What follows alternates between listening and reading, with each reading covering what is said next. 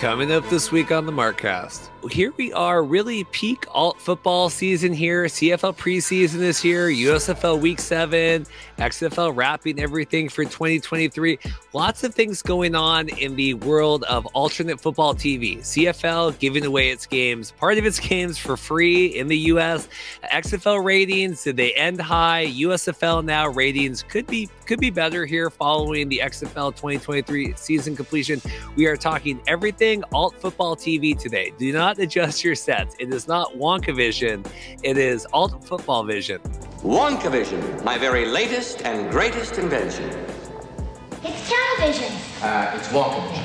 Now, I suppose you all know how ordinary television works. You photograph something. Sure, I do. You photograph something, then the photograph is split up into millions of tiny pieces, and they go whizzing through the air down to your TV set where they're all put together again in the right order. You should open your mouth a little wider when you speak.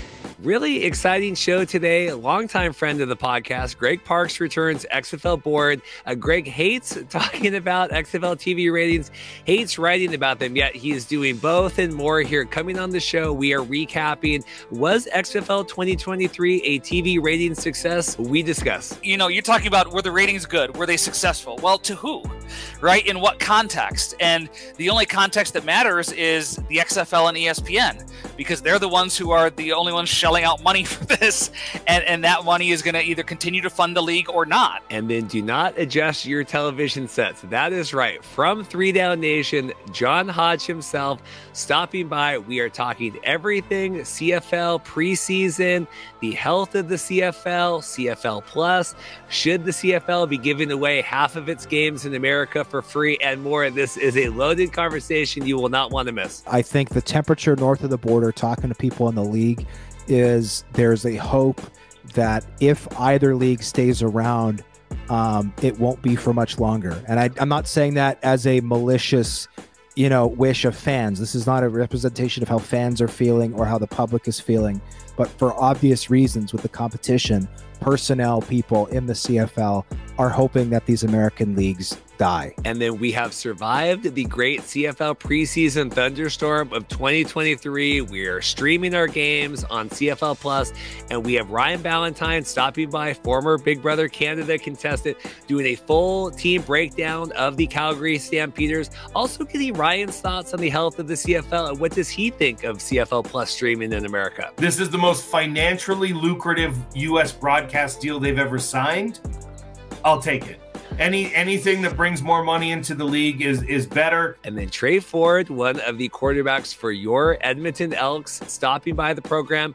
And then we have 2 separate USFL Week 7 previews featuring Eric Eager of Sumer Sports and Josh Shepardson of Fantasy Pros. Like I said, loaded show. Hope you enjoy.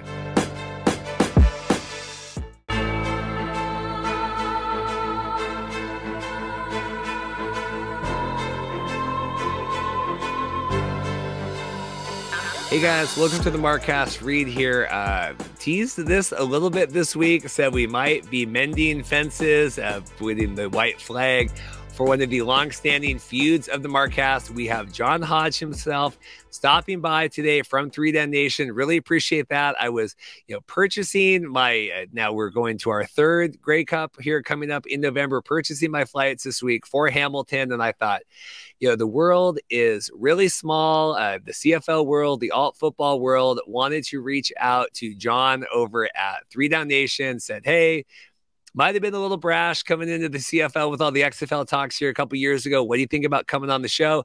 John is great. Really excited. A long, extended talk with John. Really appreciate his time talking everything CFL Plus on here. Before we get to that today, I'm getting Greg Parks on. Greg did a deep dive over on XFL board. If you want to check that out, Greg is lamenting the fact that he has to talk and write about XFL TV ratings. Yet we are going to do more of that today. Ending the season, kind of doing the post recap here. I know we had Bill Shea on last week talking the championship game.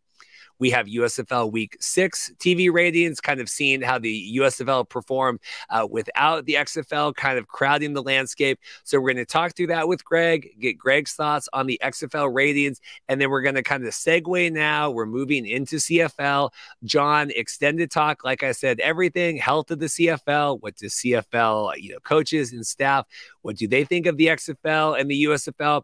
Is John higher or lower on the XFL now that they have completed their season? Really, really good talk with John. And then moving into CFL, like I said, Ryan Ballantine stopping by, covering the Calgary Stampeders for 3 Down Nation. I mean, this is like basically a 3 Down Nation sister channel this week, but we have Ryan Ballantine. I watched him on Big Brother Canada. Really excited. We've bantered back and forth for years, but really excited to get him on the show here to kind of do the interview portion. And then Trey Ford, we were going to have Dave Campbell on doing an Edmonton Elks kind of post preseason game. What do we think of the Elks this season? Dave is sick. I blame the weak Canadian immune systems. I'm just kidding, but I think Dave's whole family is out. So we have Trey Ford on. It was going to hold that episode till next week. We have Trey coming on the program. Get a lot of questions. Why isn't Trey seeing more field time? Trey seems like a wonderful, kind of upbeat guy. Hope you enjoy the interview. And then not one, but 2 USFL Week 7 previews this week. Like I said, Eric Eager over at Sumer Sports. Eric joined us back talking XFL, and then Josh Shepardson from Fantasy Pros coming on. I like getting a couple of different unique takes on that, kind of what are they looking forward to. Eric's really good with kind of the betting odds and the over and unders and everything heading into the matchups. And then Josh is great. I thought we had a fun conversation there about are the Philadelphia Stars, is that the Fat Colby of Survivor All-Stars? So really, or I guess it was Survivor Heroes versus Villains, but really appreciate that. So 6 really good interviews today. Hope you guys enjoy. Like and subscribe. We'll check back in at the end of the program. Try to get us up to 3,500 subscribers. We'll give away tickets to a championship game of your choosing when we get there. Hope you guys enjoy. See you at the end. Thanks. Well, last I spoke with this gentleman, we were very fuzzily live in San Antonio. Greg was crystal clear here and looking great as well. Talking XFL championship game. Now we're back. We have a lot to talk about. Greg hates writing about XFL TV ratings, but yet that's what we do on here. That's what we talk about. We have lots of football talk on the show. We also have the XFL showcases to go through real quick as well. Greg, how are you doing? I'm doing great, Reed. Thanks for having me on. Did the XFL championship game just live up to your expectations? I think so. I think there was some fear of a DC blowout, which didn't happen. I mean, it wasn't a blowout either way. I think that would have been probably the worst part about it. And really, I'm actually surprised. I know there was a lot of consternation about Arlington getting in the playoffs. And there was some thought that maybe if they won the championship, some people would look at it as a little less than legitimate. But I didn't hear much of anyone complain about that. They certainly earned their way, beating 2 pretty strong teams on their way to the championship. So quibble if you must about them making the playoffs, but they certainly earned the championship. It was funny. There was obviously a lot of complaints from our CFL brethren, like, what is a trophy if you can't drink out of it? Coach Jaime had told me that they, flipped the cup upside down and drank out of the base of the cup, which I thought was tremendous. That had like 250,000 impressions on it. People really seemed to like the flipping the XFL championship upside down. Now it is funny because I see, like, I think it was Dallas, the trophy's making the rounds now, and I see all these news anchors like holding it, taking photos with it. I'm like, they don't even know what's going on. Well, and that was my question. Like, maybe they have a headquarters in Arlington. I'm seeing a lot of these press releases having Arlington in it, but it's like the Arlington Renegades don't have like a home. They don't have a building where the Arlington Renegades work out of. So, like, where does the trophy go? Who keeps it? Does it go in on Bob Stoops' mantelpiece in his house? Like, that was a question I had after the game, but it sounds like it's kind of traveling around a little bit. That's good. Yeah, the traveling. Maybe Danny will take her. I did see also Danny. It looks like they're going to be releasing some menswear from her collection, so I might have to partake on that because it's been. I think that GTSQ. I think it's been primarily female, but I did see a tease for some menswear coming. So, well, I hope you'll model some here on the show. Yeah, I will. I'll buy some. I'll pop on some Danny merch if they do that. Okay, so that perfect. So Greg, it was. I think it was Tuesday. Is so proud. Greg tweets out like, "Hey guys, I stumbled upon this on the website. It looks like because the XFL had announced their HBCU showcase, I think in Atlanta, and they said, hey, I found these on, and then I think like half an hour later, XFL tweets it out, but you beat XFL to it. We have the XFL showcases for the summer. There is a specialist one coming later, and then there's a combine at the end of July. I have the dates here. I did the shorts about it. Kind of any thoughts them repeating this again this summer? I mean, I think if they have the money to do it, and who knows, they may actually make money on it, given they're charging $260 a head, and they'll probably get at least 100, if not more, at each showcase. So they may end up coming out ahead. But anyway, it on one hand, it's surprising because the quality of players they got in 2023 were so high that you really don't need to do this kind of open season tryout type of deal. You can attract a high level player without doing that. But I think the other side of that coin is they're the league of opportunity. And they did have a few players from these showcases that were put into the league and were on rosters. I crunched the numbers early in the season. I can't remember exactly how many they had that were from the showcases. And I only had a couple of the showcase rosters. I think I was missing the last one or two. But even from the first several, there were players drafted. And so it's all just, no stone unturned, right? It's making sure that you have the highest quality of football, even if that means players who are not currently a part of any league or, who would attend these tryouts and pay $260 for the chance to be seen by coaches and DPPs. So it is interesting that they're going back to it again. It looks like very much a similar schedule, a lot of the same areas that they hit last year. Even the time frames are similar in that, you've got the specialist one that's much later than all of the other ones. I think that's going to be in late October again. The only thing different is the XFL Combine, which I think is interesting.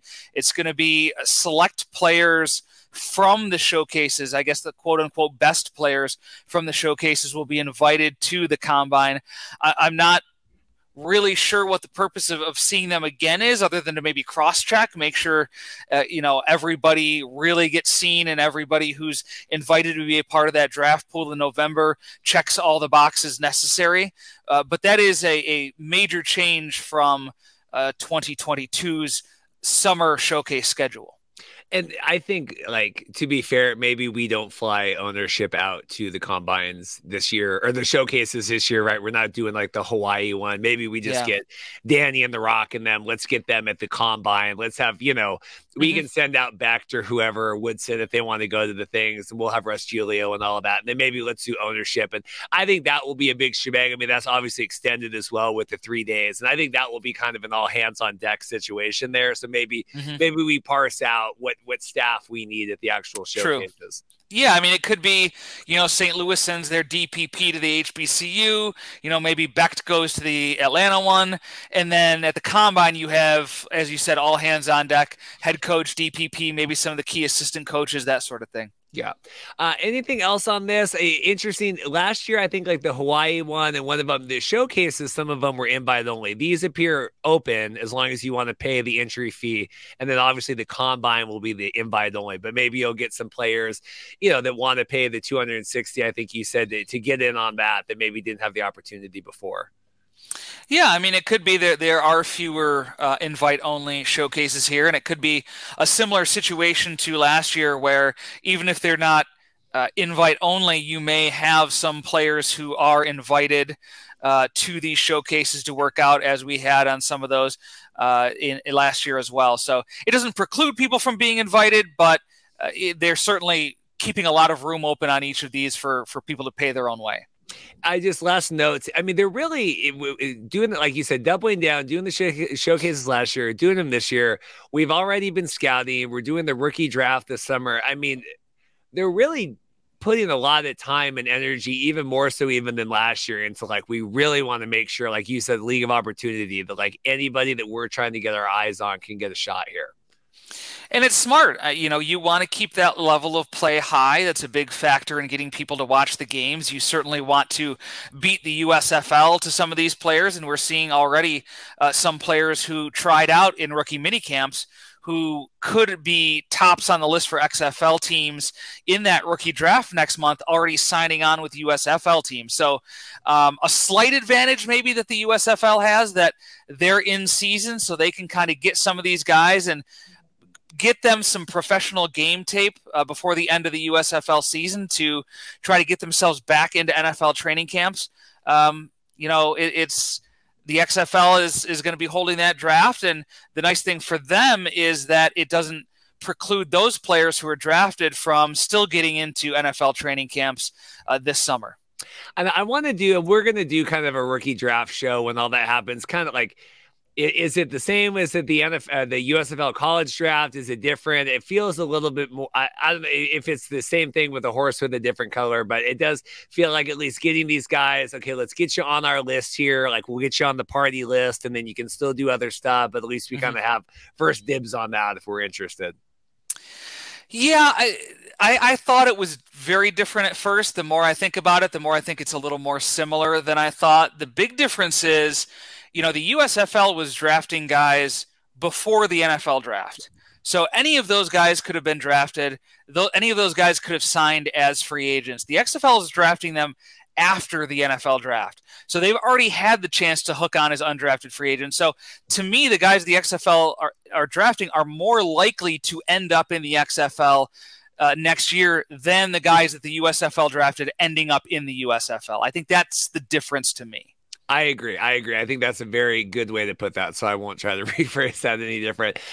We have here, we'll get to the XFL. Was it a success here? Your big ratings article.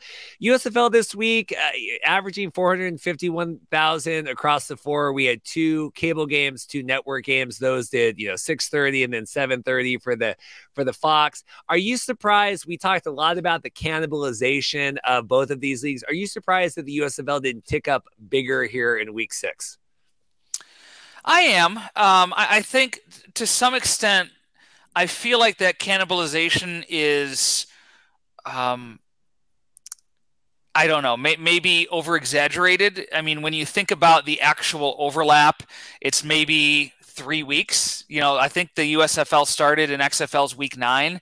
So if you're talking actual overlap, there's really not a whole lot. Now, you could make the argument that having played 9 weeks, there's that fatigue factor in fans, right? We're coming right off the full slate of NFL playoffs and regular season. You're kicking right into the XFL season, and then that leads right into the USFL season. So maybe it's not that head-to-head cannibalization, but it's just that fatigue factor of fans who just kind of need a break. I mean, that's certainly where I'm at. Like, I didn't watch the USFL last year, but even if I had, would I have the energy to devote my weekends to continue to watch football every weekend? I think that's hard for a lot of people, especially we get into the summer months where more and more people are outside and things like that. So I am surprised that the ratings for the USFL haven't gone up since the XFL ended its season, or had just not been higher, generally speaking, XFL or not. And I'll apologize. This was Mike Mitchell's article. I have the reader view on because Mark has like 1,000 ads over at USFL News Hub. But this is Mike's article. I just want to make sure I have the reader view just so it'd be a little bit more condensed here for us.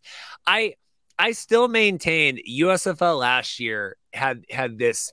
It was the confluence of it. Been 2 years since the XFL.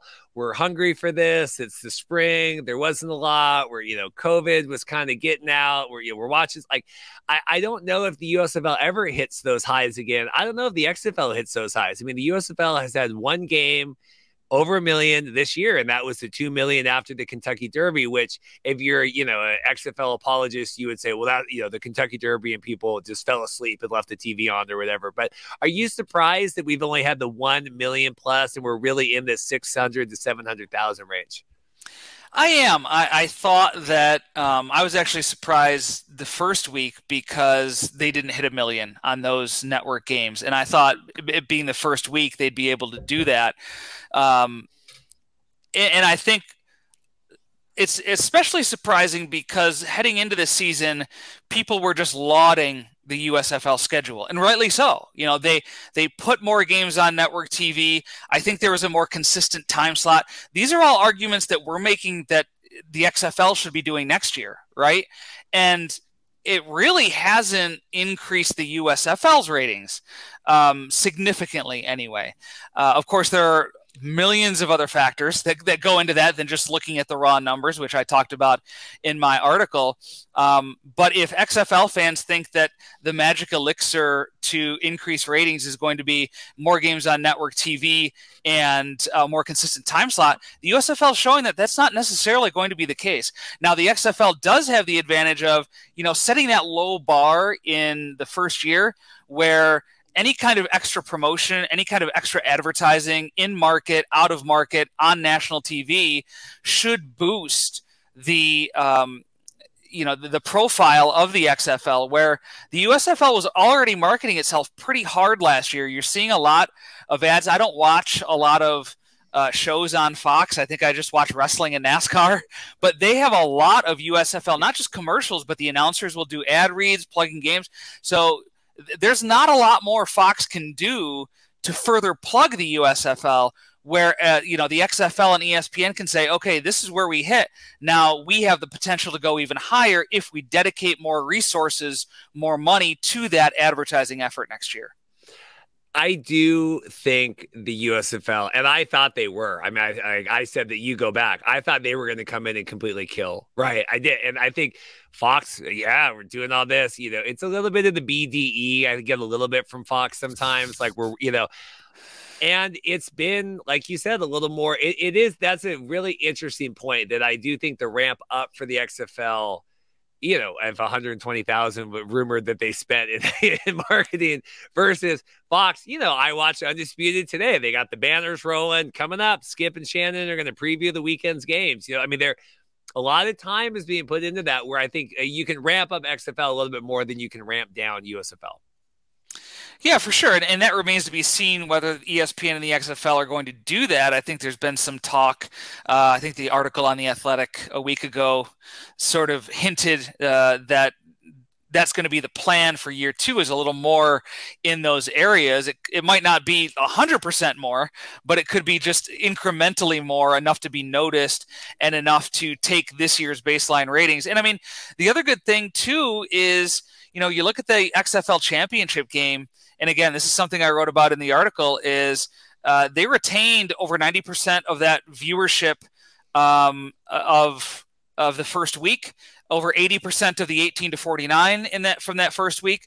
So you didn't see that really hard decline that would hint to you that they've already hit their apex.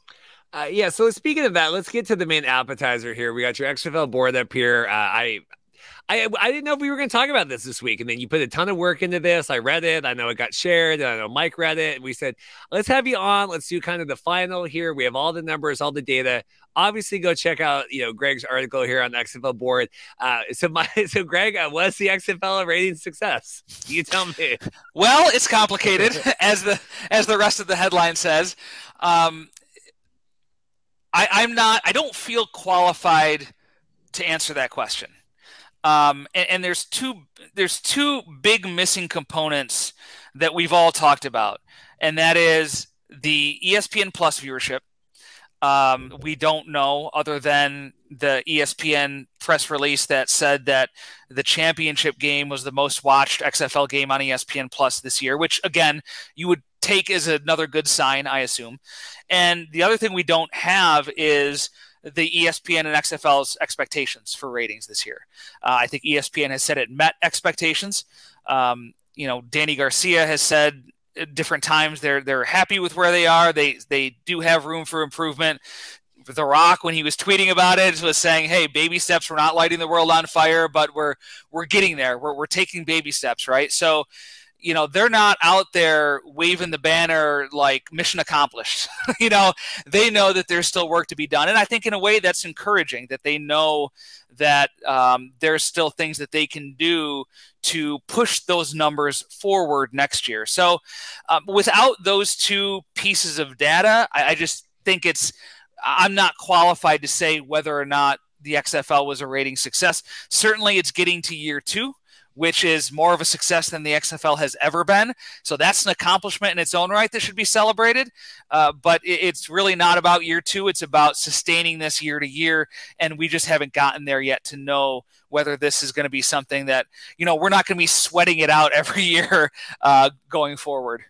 Well, I'll tell you, I mean, you look here at FX and ESPN, you know, 425,000 average over the season. Greg's got all the time slots, everything. This way, you got to go do the deep dive on this. Like we just said, USFL averaged 450,000 viewers across 4 games, with 2 of those on network windows this last weekend. So, you know, just you put a comparison there, you know, you got 446,000 on ESPN, you know, and lower is cable, and you can say ESPN and ESPN2 are widely distributed, but you had a Fox in the FS1 and USA broadcast here versus 446 on that. Were there any of the averages it surprised you? You know, obviously a little bit higher for ESPN with the 606, even though I think there's a misconception that ESPN2 is somehow like a lesser network. They're generally distributed about the same. It's just that more people by default go to ESPN1. Is that how you kind of read that? Yeah, in terms of how many homes the channels are in, they're very similar. But obviously, ESPN is seen as the more prestigious network by viewers and things like that. So they're more apt to go to that channel than ESPN2 to check anything out. So that's kind of how I see that. There is a big difference, but I think if you go through the ratings for any sports properties that ABC, ESPN owns, you're going to see that difference from ESPN to ESPN2. It's not just the XFL games that are drawing that wide of a difference in ratings on those 2 networks. The averaging over 1 million, obviously we had the dips here, right? Week 6 and then 9 and 10 with the ABC games, but averaging over 1 million on that, I'll be curious with that 2 million the USFL had with the Kentucky Derby, does that raise that overall, like, is that enough to raise that overall network above that million when all is said and done? But what do you make of that the overall average being over 1 million here for the XFL and ABC? I would certainly take it as a good sign. It's better than being under. You know, again, we don't know for a lot of these games that are on midday. We don't have anything to compare it to. You know, I can go through and I can look at the FX ratings and I can say, this is what FX draws in prime time. This is what the XFL drew in prime time. And say, yes, the XFL was above station average. I can do the same for ESPN2 and say the XFL drew well above station average in the rating and the 18 to 49, the total viewership and the 18 to 49 compared to what ESPN2 does in prime time. But with ABC, some of these games on the middle of the afternoon, you don't have that. Again, you don't have the data. We're missing that piece, that comparison piece to, okay, for example, March 25th, week 6 at 1 p.m., it drew 1.047 million. Okay, but what did it draw the previous week at 1 p.m.? What was the 10-week average before that? You know, so we just don't have those numbers. You know, week 6, that's the middle of the season where you had the March Madness competition. So I think that's what really dragged that down in week 6. I think still drawing over 1 million in week 6 and week 8, even as slim as it was over 1 million, are pretty good numbers to me. As a layman looking at these numbers. So that's kind of my thing. And you know, you talk about the USFL, is that 2 million post Kentucky Derby going to be enough to average it out over 1 million? I don't think so, simply because they have so many games on network, on Fox or NBC, that are drawing under 1 million. That's going to continue to draw that average down. So it may hover around 1 million. You know, and the other thing is I applaud the USFL and NBC for putting a game on right after the Kentucky Derby. I think that's that's something that didn't make it into my article, but the lead-ins, we don't have the information, the ratings on the lead-ins of, okay, what led into these games, what were the numbers leading into the games. I think it's fantastic that they had the opportunity to draw 2 million viewers after the Kentucky Derby. You're getting the rating up there, but you're also allowing a group of people who wouldn't otherwise sample your product to check it out. The numbers don't say that people have gone back and watched it again week after, but giving them that opportunity, that's just smart scheduling on behalf of the USFL and NBC. And I had a conversation on Twitter with someone about this. Yeah, you'd like to see a stronger lead-in, but those stronger lead-ins are live sports. So for ESPN, that would be NBA games. Well, if you're airing live sports and live games before the XFL games, you're going to run the risk of having it run over into the XFL slot and not starting a game on television until midway through the first quarter. Is that worth the trade-off of the strong lead-in? Or would you rather have a studio show that is going to end right when it ends to lead right directly into that game? So just another factor to kind of throw into this pile that I've written about here in this article of the strength of the lead-ins. That's not something we've really studied leading into these games.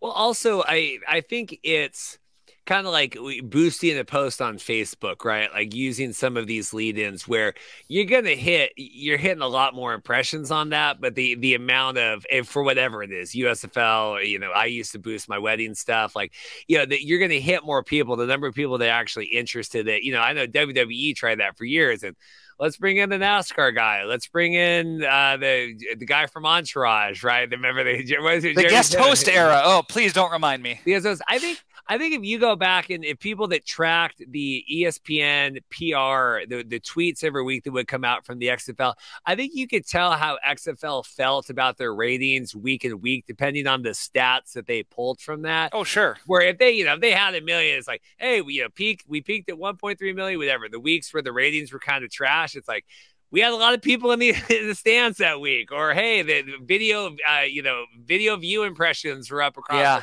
I think that they're only champion the weeks. I think if the ratings had consistently impressed for them, I think they would have championed that a little bit more. But obviously, they were happy certain weeks enough to kind of pioneer that. Sure, and you can definitely read into that from the press release for sure. But yeah, it just all depends on, I know Danny Garcia in one interview said they had a very complicated metric that they use to determine the success. And I think that wasn't just talking about ratings, but it was talking about attendance and things like that. So again, without that piece, because, you're talking about, were the ratings good? Were they successful? Well, to who, right? In what context? And the only context that matters is the XFL and ESPN, because they're the ones who are the only ones shelling out money for this. And that money is going to either continue to fund the league or not. And so it's really up to them to decide if it was worth it. It's interesting that we've talked about it, with Bill Shea last week, and he had his article as well with The Athletic. I think, it's always going to be harder for XFL because you're asking ESPN, hey, put us in here, do that. Fox is where they own this, they're incentivized 100%. The same with, we're selling the playoff ads. Hey, you want to buy Super Bowl ads, or you want to buy NFL on Fox ads? Like, you got to buy. ESPN's never going to be as incentivized. And I don't know long-term if that's going to pay 10 times dividends for the USFL or not. But I do think that if Fox wanted to, that, they can continue to obviously place this as long as they want, where you're always trying to, like, you're begging daddy ESPN to kind of keep us on or keep doing things. And hopefully that partnership is strong. It seems like it is. They seem to be on the same page, ESPN and ownership. And as long as they're on the same page, to me, that's the most important thing. And one of the points I made in the article was, yeah, it would be great to have the XFL on ABC more often next year, but it's all about the time slots. ESPN is not going to bump an NBA game off of ABC on a Saturday, when they're paying how many hundreds of millions for the rights to air NBA games to throw an XFL game on there. I mean, that's just not reality. So there really is a limited schedule window to where the XFL can realistically play so many games on ABC or even ESPN for that matter. I mean, ESPN has a tremendous amount of sports properties during the season that they air on ESPN. So it's always going to be that struggle. Like you said, it would be a lot easier if ESPN owned the XFL. They'd be incentivized to give it more prime games and more prime time slots. But the XFL, at least until it shows that it is sustainable and can make a significant amount of money, it's always going to be playing second fiddle to these more upscale properties like the NBA, like at the NHL, like the NCAA women's basketball tournament as well that airs on ESPN and ABC. Well, and like you said with the USFL discussion, I think in this season 2 of the USFL showing, like, just putting more games on network does not necessarily, it's not going to double your viewership that you have to. And I don't know. I don't want to be the super negative USFL. Like, I don't know what's going on this year with that, where if that is, really hitting what they want or not. But I mean, it is primed in positions to really dominate. And obviously they're winning in the slots, but it's like, how much of a margin are you expecting in these USFL on network games versus, XFL on FS or on FX or whatever? Like, I don't know what the margin they're expecting. I would imagine it's bigger than it is, but who am I? Right. And maybe the USFL, and I talked about earlier, like, there's not a lot more they can do from an advertising perspective on their own networks to push that rating forward. Like, they're doing all they can. So when they look at that, they've got to be saying, okay, where are we going to make up that difference then? Where are we going to get that rise from? And it could be season 3 going into all markets. That's kind of the ace they have up their sleeve right now, that they're still playing in 4 hubs. If they wanted to take the extra expense of going into all markets and, putting a legitimate amount of fans in the stands, that could help locally drive ratings. And so that's really where I think they could, more so than just throwing more advertising out there or just having more talking heads on FS1 talk about the USFL. I think if they look at their ratings and say there's more meat on that bone, I think where they get that meat from is, going out into all 8 markets. Now, question is, is it worth the added expense that's going to come with that, right? Because that's what they have to weigh. Is it worth an extra 350,000 or 200,000 viewers on network TV? Is the added expense of running in all 8 markets worth that extra number of viewership? I don't know. Well, and they're in, not counting Canton. I mean, they're in Birmingham, Memphis, and Detroit. And I would not say either of those 3 markets is tremendously impressed to the point of like, oh yeah, this is definitely, it was like, I don't know if you categorically look at the Memphis hub right now and go, yeah, that's worth that. I don't know what they're paying for that. And obviously the Ford Field, but it's the, I don't want to be too negative on here, but I don't know if it then is magically doubling this from 4 to 8. If I haven't seen it from going from 1 to 4, I don't know if I'm going to see it. That's a good fair point too. Well, Greg, it's late for you. I appreciate it. Anything else from you? I just really appreciate you, like I said, coming in and doing this here late on the East Coast for you. No, pleasure to be on here talking about it. Just to plug my stuff on XFL Board. I know it's the off season, but I've got a lot of content coming. I just today, Thursday, as we're recording this, I posted my final season summary. I went through all 8 teams, did a season summary on XFL Board of them, took a look at some of the team MVPs, took a look at some places that they can improve roster-wise next year, took a look at the head coaches and gave a 1 to 5 about the potential hot seat rating for each head coach in each team. So in the coming weeks, I'm going to look back at November's draft, and I'm going to analyze how well the teams did by draft phase. So I've got a couple of those in the can already. They'll start coming out probably next week. And then, of course, we've got the rookie draft. On Twitter, at Greg M. Parks, you can follow me. I sort of admitted to the fact that I'm probably going to end up doing a one round mock draft of the rookie draft. For I've done a 7-round NFL mock draft for 20 some years. And so, like, I love mock drafts. As pointless as they are, I get it. I understand. I can hear people rolling their eyes watching this. But I love the NFL draft. Like, it's my Christmas, and I've done this 7-round mock draft probably since I was a sophomore in high school.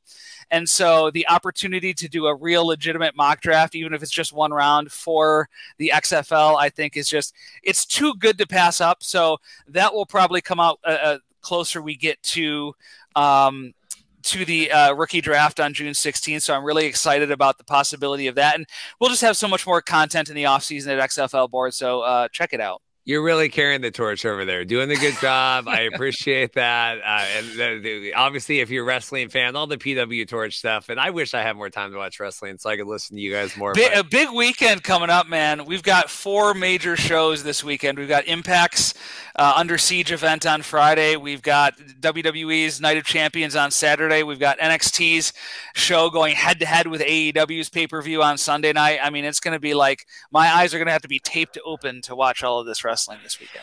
I've said a couple times in other interviews on this show, I think that the XFL needs to figure out, like, the Tommaso Ciampa, Johnny Gargano, NXT. That, to me, that was the peak that NXT ever was. And if the XFL can figure out how can we, make a show that people want to tune in every week. We feature, these are our stars. And then obviously you have the people that want to move up. That is what they need to do is, pre whatever they've done now. And I don't watch NXT 2.0, but all the Triple H and all of that, that was the peak. Like, we got our 10 stars here, and then you can watch everyone else kind of go up to the big show. It's an interesting comparison. You've given me a lot to think about, Reed. Good. All right, that's good. Well, Greg, it's late. I appreciate it. My travel agent's calling about my Hamilton flight. I keep silencing over here. So we'll talk to you next time, and I appreciate you really doing the Lord's work. All right. Thanks, Reed. Well, don't adjust your dials here. We have special guests. Really appreciate it. We have John Hodge here with 3 Down Nation. John, how are you doing? I'm doing great, Reed. Thanks for having me. You have is that a Padres hat on? I think you're trying to appeal to Andrew Murray here. I think he'll be a fan of you as well here even more after this. I was fortunate enough to go to a Padres game in San Diego a couple months ago. I would be hard pressed to name a single player on their team, but I got this hat for free. And I had fun at the game, so I'm happy to rep them and hide my ever-graying hair. Well, at least you have hair. I don't have any more hair. I just grow it on my face. So I'm going to be there one day soon. So it's going gray, and then it'll run out altogether. That's good. Well, good. We have good energy today. I saw Hodge back up in Regina, and now we're trying to I've turned over a new leaf here. We're trying to work and embrace all this stuff. So I wanted to get John on. We want to talk CFL health and the preseason and everything else. More normal offseason, obviously in our limited time covering the league. We had all the XFL stuff, and then we had the CBA stuff last year. This year seems a little more normal. What are your thoughts going into the season? Well, it's an interesting time for the CFL. I think that with the competition from the XFL, the USFL, I've talked to a number of personnel people in the league who have talked about how hard it is to recruit talent. At the Combine, I talked to a number of individuals in scouting who do contracts, that kind of thing. And they were talking about, years ago, we were cutting guys who were 7th-round NFL draft picks, or we were cutting guys who, were first team all ACC, or we were cutting players who, these days we'd be really excited to sign.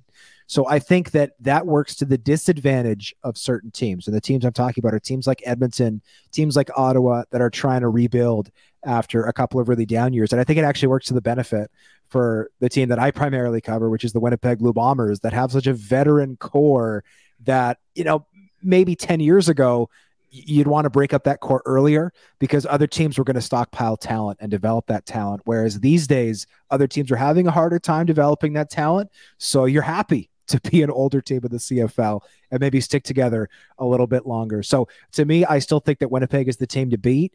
I like the retooling that the teams at the bottom of the league have done. I think Saskatchewan is better. I think Edmonton is better. I think Ottawa's a lot better.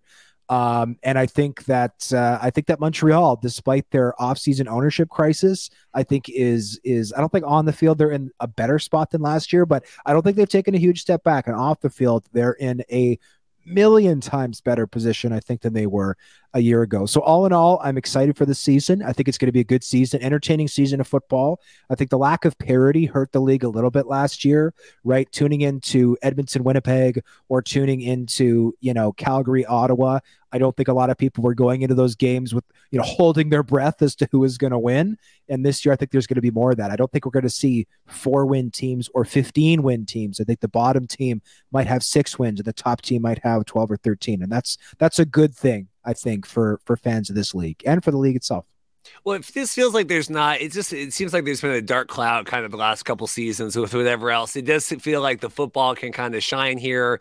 You've got the new CFL Plus, and we'll talk about that. But it just seems like there's a lot of momentum, if that makes sense. I know there's been a lot of off-season movements. At least to me, it feels like a lot. The quarterback carousel and all of that. But I'm excited to see here as we get through preseason kind of the identity of these new teams. Well, one very positive thing I think that's happened is with the new CBA, players being able to get guaranteed money on their contracts after they have been with a team for 2 years. You're seeing a lot of guys not signing these one-year deals like you did for the decade previous. You're seeing guys like Trevor Harris go to Saskatchewan on a 2-year deal. You're seeing guys like Bo Levi Mitchell sign a 3-year deal in Hamilton. Zach Collaros famously said ahead of last season, it's not in the best interest of any CFL player to sign a multi-year deal because teams don't actually have to commit to you. Well, guess what?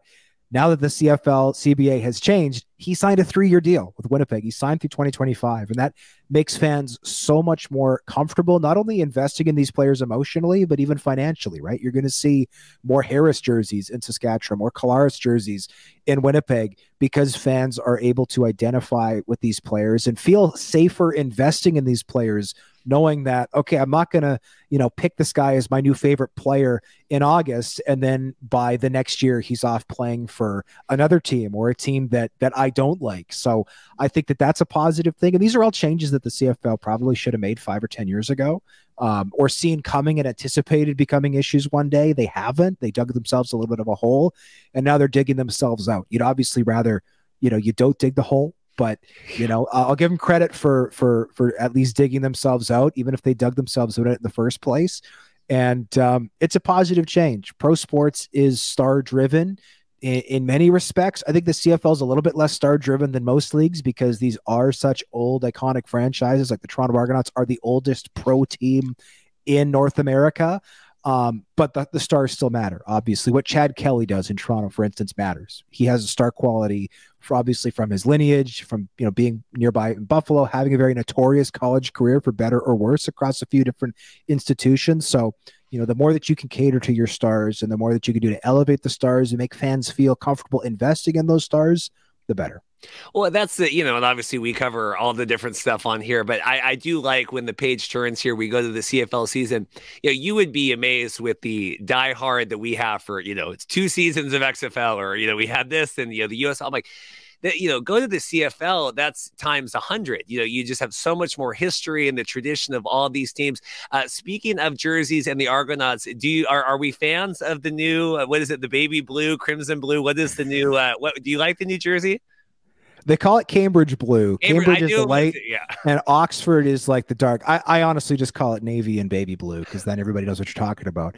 I think they're fine. I think it's an upgrade over the last ones. I thought the last ones, I'm not a big fan of, and maybe this is just the media guy in me, but I'm not a big fan of jerseys that are hard to read. And I found that the light blue number on the dark blue jersey was just a little bit tough to read. Previous to that, the Argos had always had dark home jerseys with white numbers, and those are very easy to read. So I didn't like the new jerseys that they had last season for that reason. The brand new ones they have for 2023 are extremely easy to read, so I'm a big fan of that. I think the helmet detail is lacking a little bit. Like, it's very monochromatic. It's very just, baby blue on baby blue on baby blue. I think maybe a little more navy detail in there would have been better. And I'm not a huge fan of the oars like they have on the shoulders. Like the Alouettes, if you Google like Alouettes alternate jerseys, about 10 years ago, they had these gray jerseys and they had feathers on the shoulders that is kind of cool as like a modern take on what an Alouettes are, obviously birds. But the Argos oars look just like that. And so all I could think about when I was looking at those jerseys was like, oh, this looks like a riff on the old Alouettes alternate uniforms that they haven't worn in probably 10 years. But ultimately, I do like them. I do think that's an upgrade. And I will also say this. It's not that long ago that the CFL's East Division, this is before Ottawa came back in the league in 2014, the East Division used to have 4 teams, and 4 of them wore navy blue. It was Toronto, Winnipeg, and Montreal, which is just silly. It's just silly. So the Bombers have since gone back to their roots, which was royal blue, not navy blue. The Alouettes have kind of doubled down on it, but so I like the fact that the Argos are moved away from it a little bit. There's no team in Canada that wears that color, be it in the CFL or NHL even. So I think embracing that light shade of blue is a good move for that franchise. It's a little, I tweeted, it's a little XFL Renegades. So the Renegades have a little bit. Yeah. No, it's good. It's good. You talked about off the top that, having to retain players, XFL, USFL, moving forward, do you see, and I think would be the dream of a lot of, Canadian football proponents, having to, develop more Canadian talent, sign more Canadian talent that way? If this, we don't know. It could be tomorrow this all goes away. But if the XFL and the USFL continue here a little bit, what do you see the path for the CFL to kind of keep cultivating talent? Well, I think that's a great point, and it's something that I have talked to people about in this league is Canadians getting opportunities at positions that normally they wouldn't get. I mean, traditionally, like if you go back to the old days of the CFL, I'm talking like the 70s and the 80s, teams generally played 5 Canadian offensive linemen. They had to start 10 during that era, so they would cash in their first 5 just on the O-line. And then they would often stick, 1 or 2 slot backs, a nose tackle, a safety, and then maybe like a Mike linebacker. And since then, the number's gone down to 7. I think it went down to 7 in the mid-90s, but don't quote me on that.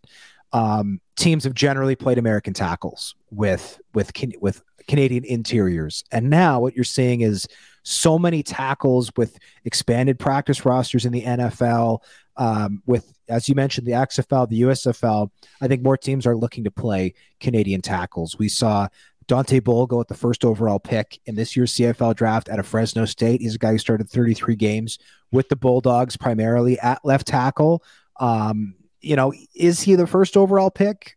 5 years ago, maybe, but maybe not, because I don't think he's a guy who necessarily slots in great to guard. He is a kind of true tackle. He's got long arms. He's got kind of a thin lower body, a bigger upper body. And so I think that's a change that we're seeing. I think the Edmonton Elks are also going to start a Canadian at tackle this year. It's looking like Josiah St. John out of Oklahoma was the first overall pick in 2016 when Chris Jones was with the Saskatchewan Roughriders. He's probably going to start at right tackle. So that's a change that we're seeing. And honestly, I think it's for the better to a large extent. Trey Ford, for example, was a first-round pick as a quarterback, first one in 40 years. Nathan Rourke obviously became a star last season, was, in my opinion, the best player in the league, though obviously he got banged up with the injury. So, this is a situation where, be it strong side linebacker, quarterback, offensive tackle, you're seeing more guys get opportunities. And I'll also say this, if you've only been a fan of the CFL for the last 10 years, you probably don't think anything of Canadians playing running back, but that is something that did not happen for a very long time. Like Sean Millington out of Simon Fraser, I think he was a first-round pick in maybe 1990, was kind of the first guy in a generation to be a true running back in the CFL. And the next generation was this fabulous influx of talent, guys like Jerome Messam, guys like John Cornish, Andrew Harris, who's still obviously playing, though albeit on the very tail end of his career, guys who all of a sudden, it wasn't just like, oh, he's a Canadian who can get in for some snaps. It was like, this is a guy who can be a 1,000-yard receiver, 1,000-yard rusher, 500-yard receiver, and be an MOP. Right? We saw Andrew Harris in 2019, were it not for the drug testing that happened, he probably would have been the MOP. John Cornish did win an MOP. Jerome Messam, I think, won 2 Most Outstanding Canadian awards. So these days, with guys like Brady Oliveira starting a Canadian or being a Canadian running back that's starting, it doesn't look odd by today's standards. But if this was 15 years ago, it'd look a little weird. 30 years ago, it would look crazy. So we've already seen that transition happen at some positions, and it's nice to see it happening in other spots as well. Last question with the XFL and USFL, I don't know how much of it kind of resonated, if you guys tracked it at all this year, and if you did, you can speak on that. But, the XFL completing its season, USFL here going into season 2, has that changed your guys' thought process about like, oh, we need to worry about this? We said, like, what is your current welfare check with John Hodge on the XFL and USFL? I to be perfectly honest, I really don't follow the XFL or USFL. That being said, I think the temperature north of the border, talking to people in the league, is there's a hope that if either league stays around, it won't be for much longer. And I'm not saying that as a malicious, wish of fans. This is not a representation of how fans are feeling or how the public is feeling, but for obvious reasons with the competition, personnel people in the CFL are hoping that these American leagues die. And that is simply a professional desire for them to have an easier access to this talent, because it used to be, and most guys who are working in CFL personnel departments have generally worked in a professional environment where you call up players and it's like, okay, you're not on an NFL roster, you're not on a practice roster even. If you want to play, you got to come up to Canada. And by the way, you're going to be making 50,000 American dollars. And that's if you play every single game. You're going to make less if you're on our PR. And it's not a terribly attractive offer to a lot of guys, especially because Americans, and I think everyone's wired this way to some extent, they're hesitant to leave their home country, right? They don't know a lot about Canada. They don't really understand what the league is. And it's not until they get here that they kind of go like, oh, okay, this league, or the story we always hear from American players modern times is, I didn't know anything about the CFL, so I looked it up on YouTube, right? And they go and they watch a bunch of clips and they kind of go, okay, I understand kind of who these teams are, kind of what these schemes are. The field is really big. There's all this motion. So, just given that they can stay local and they can make, about the same amount of money playing less games, I don't blame young players for deciding, yeah, I'll play XFL or I'll play USFL as my route to try to get back to the NFL rather than coming up to Canada. So I can't speak for my own personal feelings or for the public in general, but what I can say is from a CFL standpoint, the hope is that these leagues, if one of them sticks around or there's a merger of some kind, even that would be a lot better than having 16 independent teams operated, because it does chew up a lot of that talent that would have otherwise come up to the CFL. And I think the position that's hurting most, honestly, is the quarterback spot, where obviously every league, even the NFL, needs stars and a high level of play to have the best level of entertainment value associated with their product.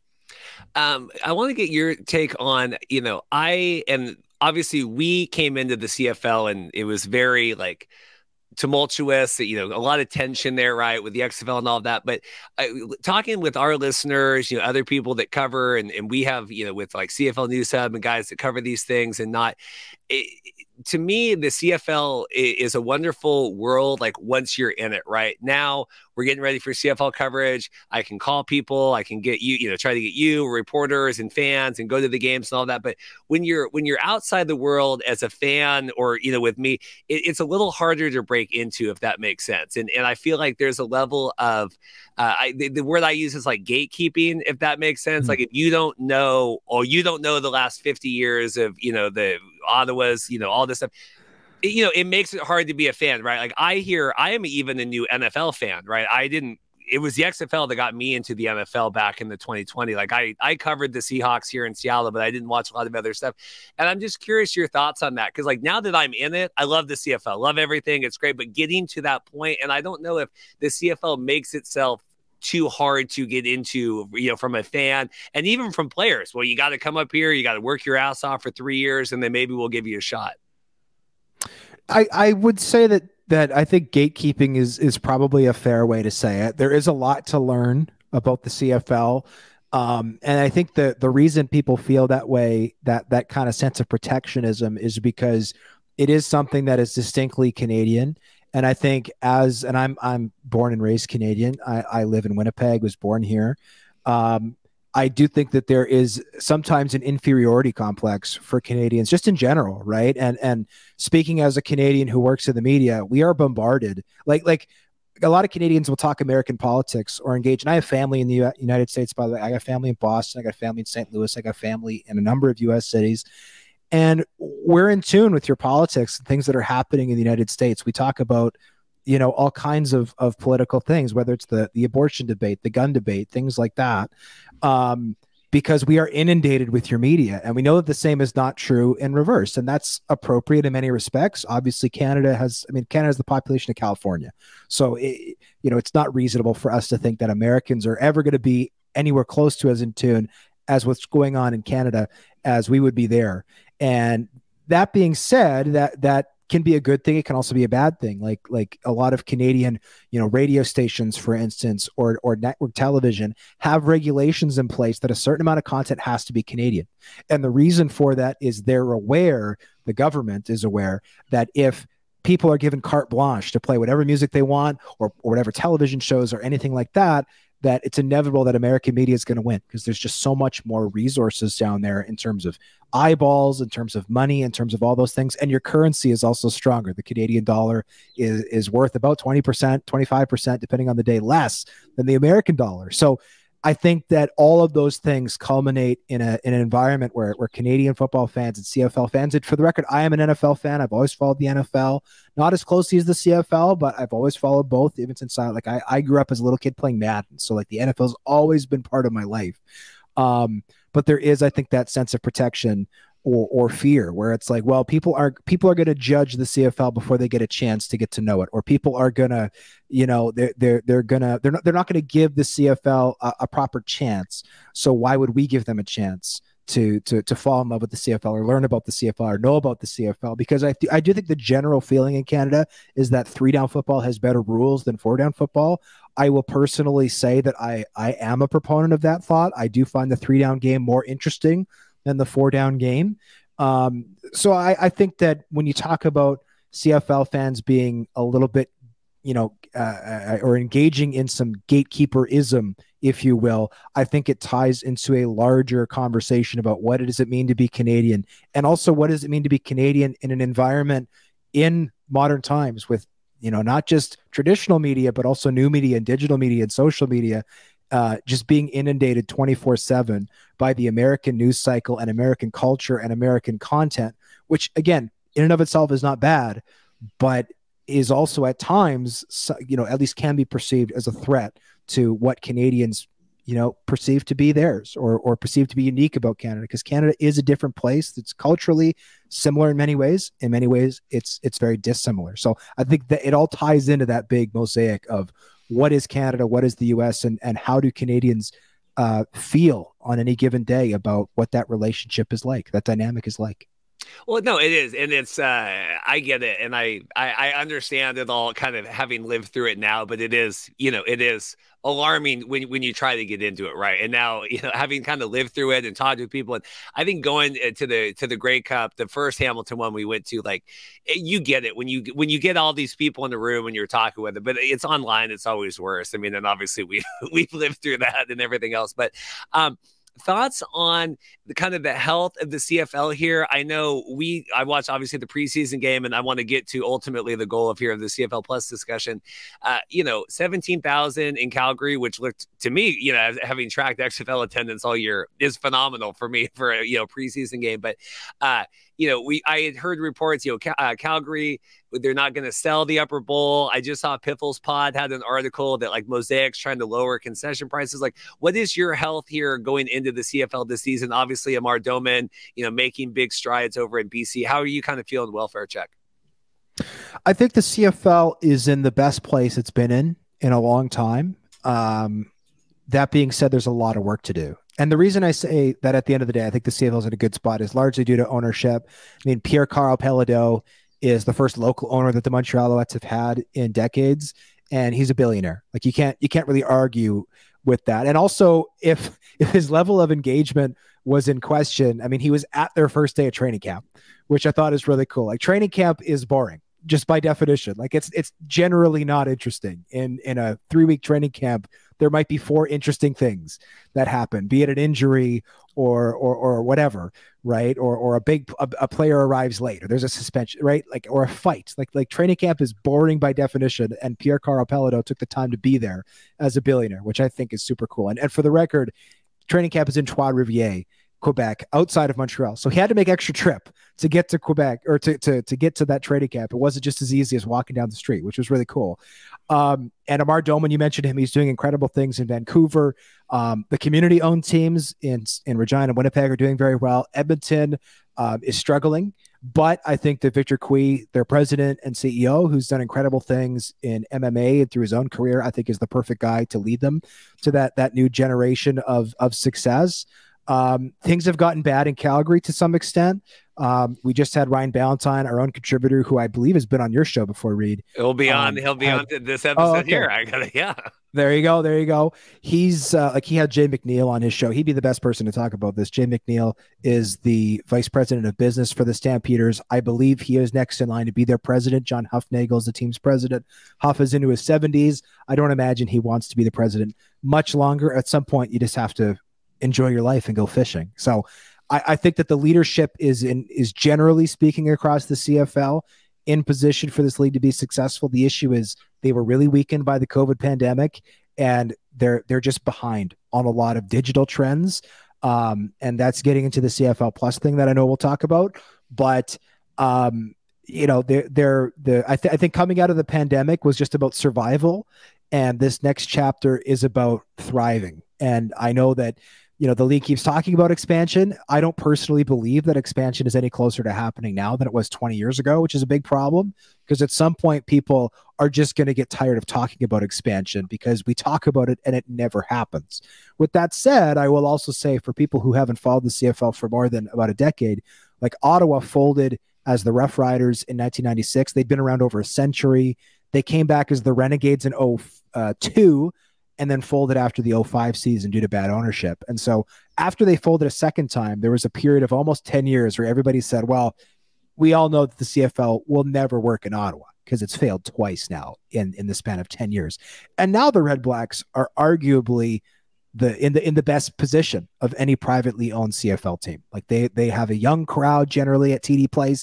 And even though the team has been objectively terrible for the last couple seasons, their ticket numbers are still pretty darn good. And again, their demographics, I've been led to believe, are some of the best in the CFL in terms of getting women out to games, in terms of getting younger people out to games. So, you know, this league has a ton of work to do over the next 5 years. And I think they've wasted, frankly, some time and resources on some initiatives that have just been a waste of time. But I think that the initiatives they're starting to prioritize and the groundwork they're starting to lay, if they are able to make the right decisions and have the right leadership and execute things the right way, to make some very positive steps in the next 5 years. Yeah. So speaking of the TV deal, right? Obviously, we're primarily American listeners here. Very excited going into the season. We were there last year, Ambrosi. Okay, we're doing Genius Sports, all of that. Big excitement, whatever. This year, we have the American TV deal. It's coming, right? It's coming. And I think I had Randy on during the CFL Media Day. Okay, it's still coming. And then, we get to, and it feels a little bit like a wet fart, right? Okay, we're kind of on CBS Sports, right? We're kind of on, the CFL. I heard Donk on Rod's show this week talking, like people complaining, like, I don't know who can complain about anything free. I mean, the CFL, like, it works great. I watched the whole thing, but what do you make of this, like, splinter that we've got more money than we got before from CBS, but now we're giving away kind of half of our games for free? Well, I think this is kind of a necessary evil. Like, this is something that the CFL has tried to do for a long time, which is monetize its rights south of the border. We all know that Americans love to watch football. Traditionally, that's been NFL and college. I know that XFL and USFL ratings, and you're obviously much more familiar with those numbers than I have. I know there's been a lot of fluctuation. I see things on my Twitter timeline where one week there's a game that pops off and people seem really happy, and the next week there's a game that does really poorly and people start wringing their hands. So that's the extent of what I know about the ratings for those other leagues. But obviously, right, we are a country in Canada of, again, about 40 million people, a little bit less. If you can turn even 2% of NFL fans into hardcore CFL fans, this league could double its television revenue. And that would be incredible. The rights in Canada are worth about $50 million a year. I've been led to believe that the old TV deal with ESPN paid in the neighborhood of, $100,000 to $200,000, which is, next to nothing. We're talking like less than 1% of what the Canadian deal was. Reportedly, this new deal with CBS is $1 million, which, is 2% of what the Canadian rights are. So they're moving in the right direction, but this is not a revolutionary source of income for the CFL now through CBS. And I think what this new deal with the free streaming services for the CFL is all about data collection. This is something that's going to allow the CFL to know who exactly is tuning into our games, where exactly are they tuning into the games, because the CFL right now, they sell the or at least in past years, have sold the TV rights, and ESPN just syndicates everything, which is cool. But now you're getting more money from CBS. You're maybe losing some exposure, but what you are doing is you're checking on, okay, how has the exposure previously on ESPN translated to people wanting to watch us? Because the CFL doing this themselves means they're exclusively going to have the data of who is tuning in. Are these men? Are these women? How old are they? Do we have an older crowd in the US or a younger crowd? Where are people tuning in? Do we have a surprise bastion of CFL fans in Florida versus Oklahoma? Or is our bread and butter Texas versus California? Like where are people tuning in? Why are they tuning in? And also, which teams are they tuning into? Do we find that Bo Levi Mitchell's ratings from his tenure being a star quarterback in high school in Texas, is he a real push for American fans? Like, are fans going out of their way to tune in when Bo Levi Mitchell is playing? Or are they going out of their way to watch Zach Collaros, who, albeit 10 years ago, was a big star at Cincinnati with the Bearcats? Like, this is something that I think the CFL is going to use this season to collect that data. And the more data that they have, the better they're going to be able to sell things down the line to potentially other television partners, where they can go, okay, we gave away our service for free for X number of years. These are the million data points that we've got, or millions of data points that we've got. And we want to give this to you to now monetize it to the best of your ability. And also specifically target your ads to these people. And something else I'll mention, this is probably getting ahead of the game a little bit, but long term, right, we've seen the NFL start to dip their toe into online streaming and not selling their rights to traditional media in the form of television, but instead doing with online partners. This would be a game changer for the CFL if Apple, right, came along and said, yeah, we want to exclusively broadcast your games to the world. So outside of Canada, we're going to give you X amount of money, and the CFL is just going to live on Apple TV. Like that is also a game changer potentially. If a non-traditional media company, if Amazon wanted to come and say, yeah, we're going to make Prime the home of international CFL, that market I don't think is huge right now, but by giving it away for free, I think the CFL is hoping to grow it and have the data to try to enhance that and make it better as time goes on. Did we get a sense, and I know we've just had the one so far, and it was the great CFL preseason thunderstorm, and there was a lot of different things that went into it, but any sense, I emailed Lucas, like any sense as to how many people logged into that? Because I know, and obviously I have just my small sample Twitter, but I tweeted out, hey, watching the thing. I mean, I probably had 20 people. Hey, yeah, well, I signed up too. I got on the thing. This is like, obviously a fraction, but, if I could get 20, 25 people here, like, do you have any sense of how many people logged on, or are they going to release those numbers at some point?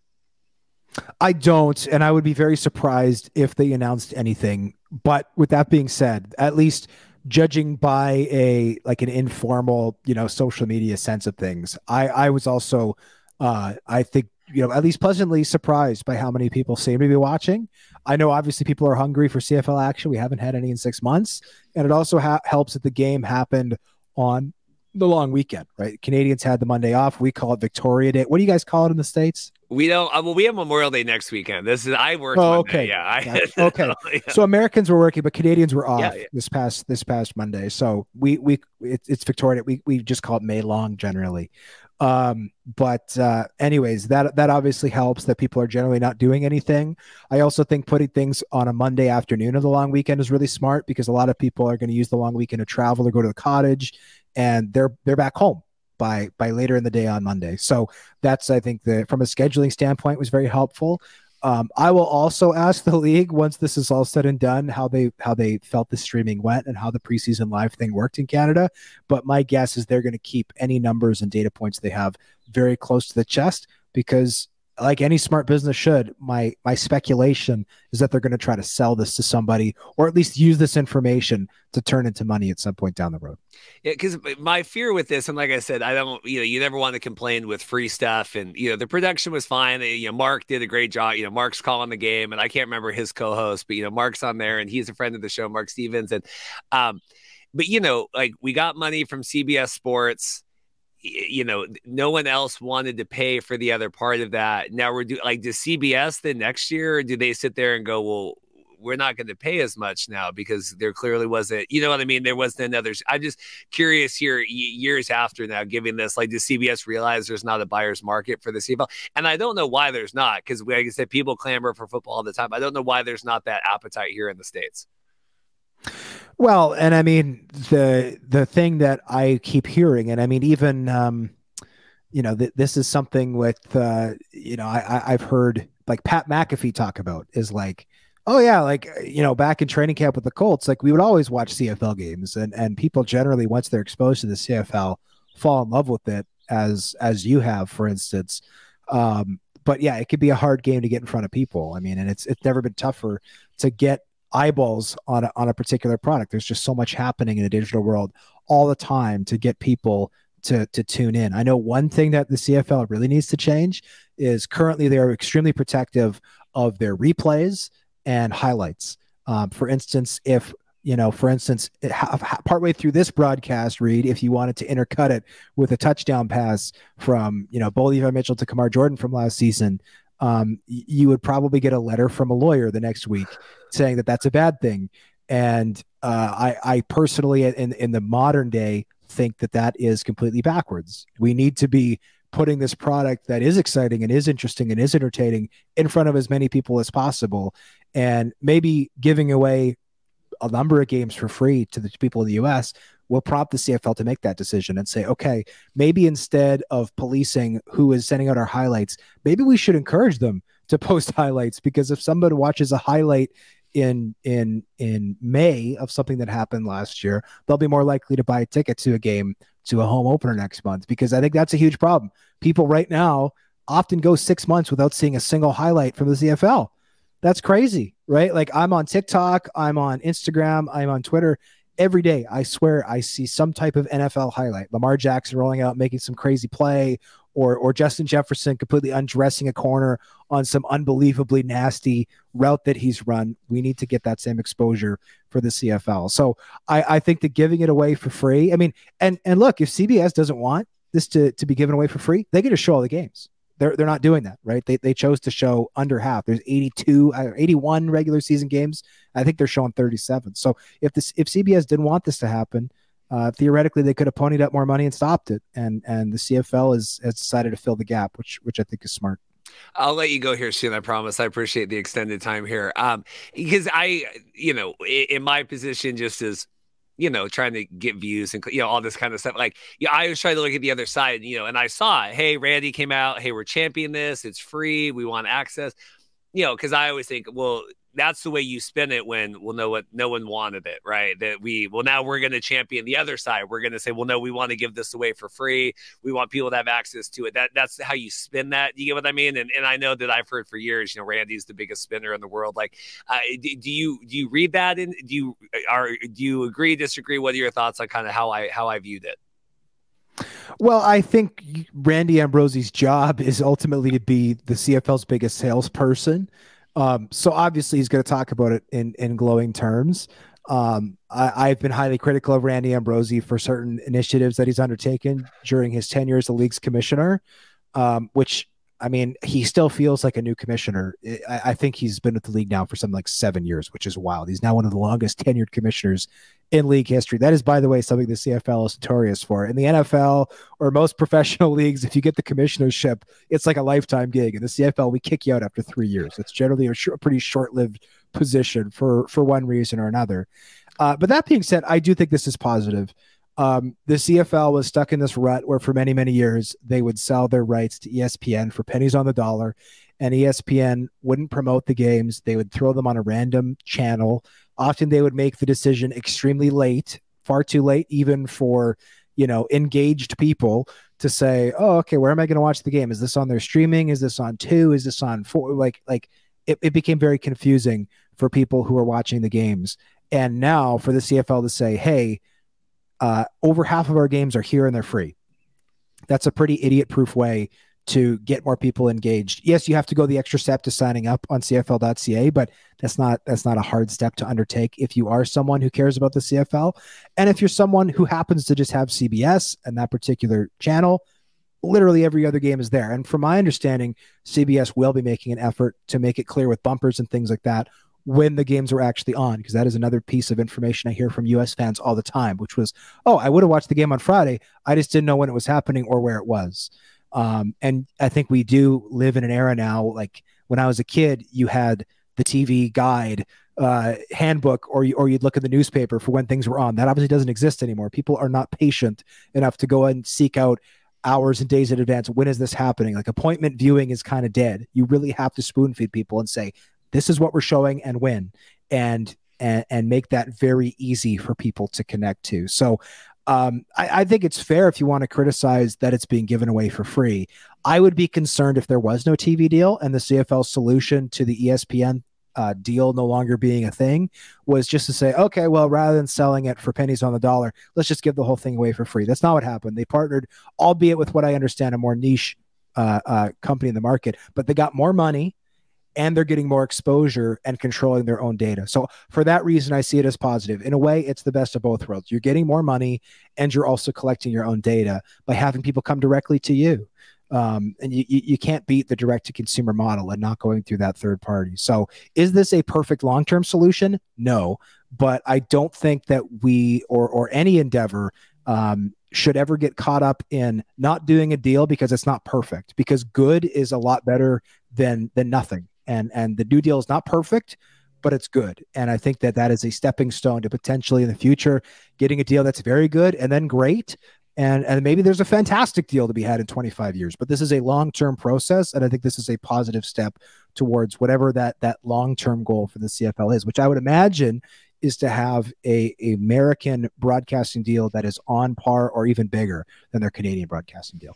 Yeah, I mean, what, like you said, Apple, right? I mean, what you would do just to have it on. I do. And last thing for me on this, I just, and it feels a little rushed here getting into this season, right? We got the radio broadcast, all that. And I know that they're going to obviously stream the TSN broadcast for like the regular games, considering that the CBS Sports Network, it's going to be like the app, whatever. And I got to figure out how to get on all that before, before the season too. Like if we have like a CFL app, like on the, Apple TV or whatever, because doing the laptop thing, jumping back, like I wish it was like that where I could be on Apple TV. I could go, I got my CBS Sports here.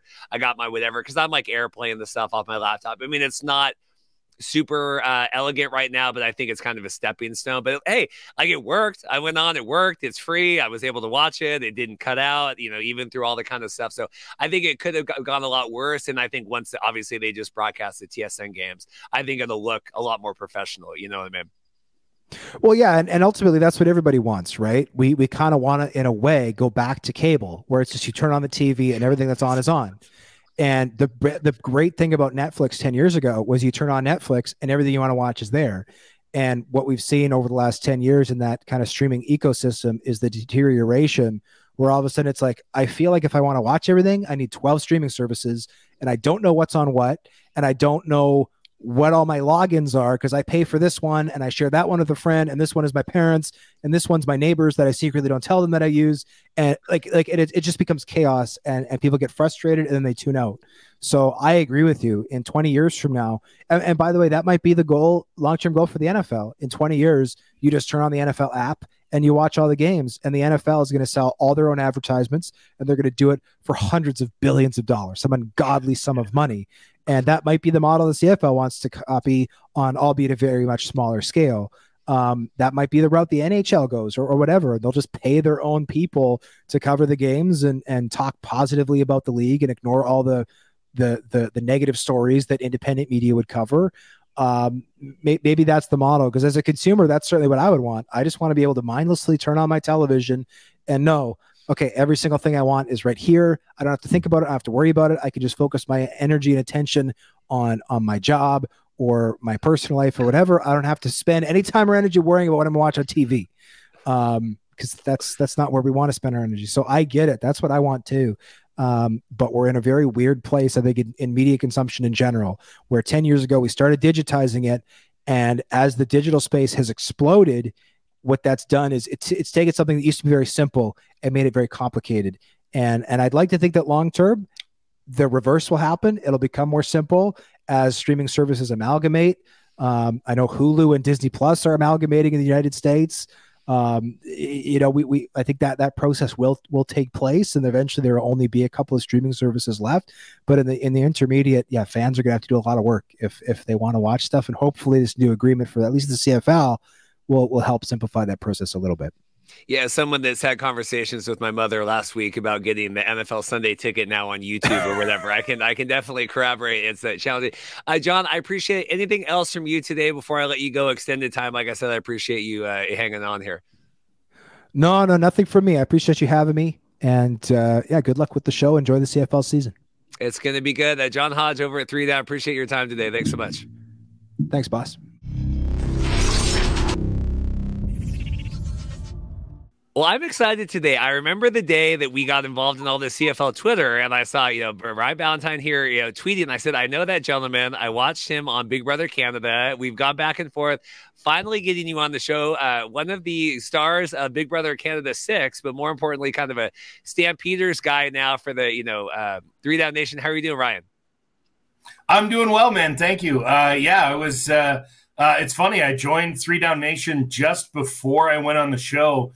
I was in my callback audition. I was sequestered in a hotel room in Toronto when I got the call from Dunk and Drew Edwards at the time. And they said, hey, do you want to think about writing for us?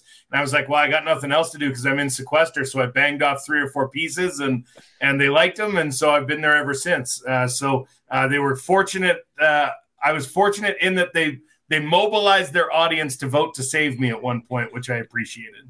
That's good. Yeah, I lived through the Big Brother Canada for a while, and then after COVID, I kind of fell off. I went through, and when that season kind of got cut, it's hard with the VPNs and all of that. But we're here today. The man survived the great CFL preseason thunderstorm here. We were watching the Elks. I watched that whole thing start to finish. It was riveting. Mark Stevens, or listen to him, and Dave Campbell, everything else. We had our first preseason game. How do you feel about the CFL being back? Well, I mean, obviously, anytime you get CFL football, that's a good day. I'm a big fan of our game and how it plays. And for my money, I still think the CFL is the best rule set available of all football leagues. So, anytime we can get back to what I consider real football, that's what I like to see. Oh, you talk real football, you're going to get the USFL fans at you, because USFL, apparently that's real football. That's what they say. Look, you can have your 4 downs all you want. I appreciate that you need the extra time to get 10 yards, but a 3 down game with a much larger field, it's more entertaining for me to watch because it's got more possibilities than any of the 4 down variations. That's good. You should, Fan Control Football. They have some power-ups and stuff you could look at. You're a fan of voting with Big Brother and all that. We could do some fan votes and bring in I think they had the 5th down and flip the field and kind of all this stuff. So yeah, that's a lot of video game stuff sure, that can be fun. But from a day-to-day football standpoint, I'll take my CFL rules over any of the other brands. So we have the Stampeders here, first year now under the full tutelage of, Jake Mayer, right? I mean, he kind of with the bow, and we had all that last year. Jake was on the show last year. I said, I want to get on your bandwagon early. I want to kind of hitch my ride there. How are the Stamps looking this year? I know we've just had the first preseason, but obviously training camps and all that. How are Stamps looking going into the year? Well, I mean, I think basing it off of that first preseason game would be a mistake. They're only 8 days into camp, and there's been wildfires raging in Alberta here over the first 8 days of camp. So much so that practices are being canceled or converted into video meetings or being relocated. I mean, there's all kinds of things that are happening here in the first 8 days of training camp for both the Stamps and the Elks. So I don't know that this was the best showcase of their early talent, but if you look at Jake Mayer from last season, he was the 3rd highest QB rating of any QB in the league. If you prorate his stats out, he's about a 4,000-yard passer, which is what you want from this team when they're as good as they are in the run game. I think Jake Mayer doesn't have to be a world beater to beat the world this season with the Calgary Stampeders. Well, yeah, and we saw Kadeem Gary out there doing well, and I said, yeah, they said, well, they only want to get him in for a little bit. I go, yeah, let's not wear him out there. But it seems like he hasn't lost a beat. I've seen interviews, I don't know, with you or whoever posting, he wants to rush for however many yards this season, and they want to be all that. It seems like they're coming in with a head of steam here, the Stampeders. Yeah, they were one of the youngest teams in the league last season, and they've brought back a lot of those guys. They had a lot of injury problems, especially in the defensive secondary last year, and a lot of guys were able to gain game experience to come into this season. So if Calgary's able to stay healthy, I don't see why they're not in the Grey Cup conversation. In terms of, the West, I don't know. It's kind of wide open. We got the Vernon experiment now kind of going into season 2. And obviously, Saskatchewan's made moves. So what do you make of the West kind of start to, top to bottom? Well, I think you've got Winnipeg and Calgary at the top. I think those are the two teams that will be at the top. One of those two teams will host the West Final. I don't necessarily like Saskatchewan. They were on their O-line was on roller skates last season, just consistently and constantly pushed back. And their answer to that was to go and get a less mobile quarterback in Trevor Harris. Trevor Harris has a much faster release than Cody Fajardo does. But at the end of the day, he's going to be on the run a ton. I don't necessarily like what Saskatchewan has. I figure them for an under 500 finish this year. In BC, yes, you said it's year 2 of the Vernon Adams experience, but really what it is the Nathan Rourke hangover and realizing that the best quarterback talent that this league has seen in a long, long time is no longer in the league. And can Vernon Adams be as successful as they were last year? I don't think he can be. He's been a quarterback that is successful in spurts throughout his career, but has never really dominated. And I think the difference between that team being as good as they were and as bad as they were the year before was Nathan Rourke. So I don't know that BC takes many steps forward. And the Elks are a dumpster fire, have been for a long time, will continue to be. I don't believe in Taylor Cornelius. Kevin Brown up there as a running back, maybe their only saving grace. They have an incredibly deep receivers room, but I just don't see Cornelius as an on-target quarterback. Why, now how many years are we going to give Chris Jones? Because I know he came in and people are upset and, hey, it's going to take time. This is going into year 3 now, right? Of the Chris Jones, how long, how great of a leash does he have? And obviously we heard, you guys reported that, Edmonton losing, was it $2 million or $3 million, whatever. Seems like not all is well there in Edmonton. Yeah, I think if Chris Jones doesn't have a playoff team this year, I don't know if he survives the offseason. He is an expensive hire. And when you look at Edmonton's report, a lot of the reason why they lost money was because they're still paying severance to a lot of people. So as long as that's on the books, they may not make a change up there because they're still paying off Brock Sunderland and Ed Hervey and all kinds of people up there. And that's a big chunk of their loss. But I think if Chris Jones doesn't make the playoffs this season, I think the team up in Edmonton has to seriously look at it. We're not and to steal a famous football soundbite, when I say they're trying to make the playoffs, they're also just trying to win a game at home. They haven't won a game at home since changing the franchise's name. And that, it's over 1,200 days or something since they've won a game at home. They may not be looking for playoffs, but a home win would be a step forward for this club. It was funny. I shot a wedding last weekend, and the couple, it was like their 9-year anniversary, and they knew exactly it was a 3,333rd day since they met. And I was like, and they didn't plan it that way, but I said, God, the fact that you went back and I guess you can plug that into a computer and calculate that, but that just seems like a wild number to be able to pull up no, it's a long time for Edmonton. Did you feel like they looked good? And I'm going to talk with Dave Campbell, obviously, because you're going to be biased. I'm just kidding. But how did you think that Edmonton looked? And obviously we're moving quarterbacks around and kind of doing all that stuff. Yeah, Jarrett Dagey looked the best of their quarterbacks. He was on the run. He was making on-target throws on the run. I thought that Kyle Loxley, that experiment should end.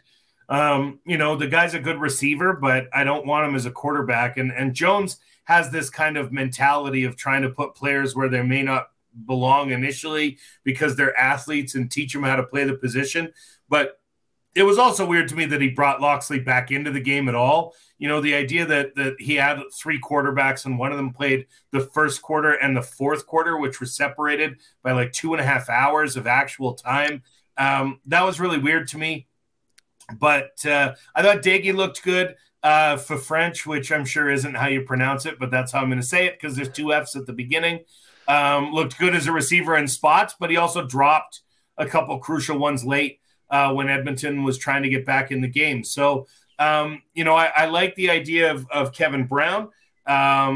He was a guy that really kind of stood out for me as an Elks all-star last season, but he didn't make the trip down the highway. So if he can duplicate the kind of game he showed in the stretch drive last year, Edmonton will have a very dangerous running game. In terms of Calgary, it didn't, you know, obviously we had the bow and all of that, but they were already kind of divorced from him anyway. It doesn't feel like Calgary had to do a lot here in the offseason. Have you know, like, what did they need to shore up, and what have they kind of done leading into this year?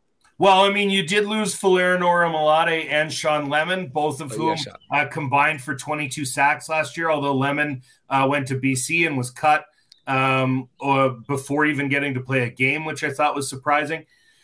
Considering he was the reigning most outstanding defensive player for the West Division.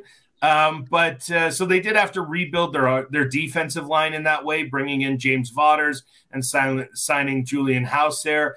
You know, Kamar Jordan left, so they need to find a third receiver, and who's that going to be? Is it Trey Odoms-Dukes able to step into that spot, or will it be a guy like Tommy Lee Lewis coming out of with a lot of NFL experience, but a little smaller, or their incoming draft pick from a couple of years ago, Ryson John?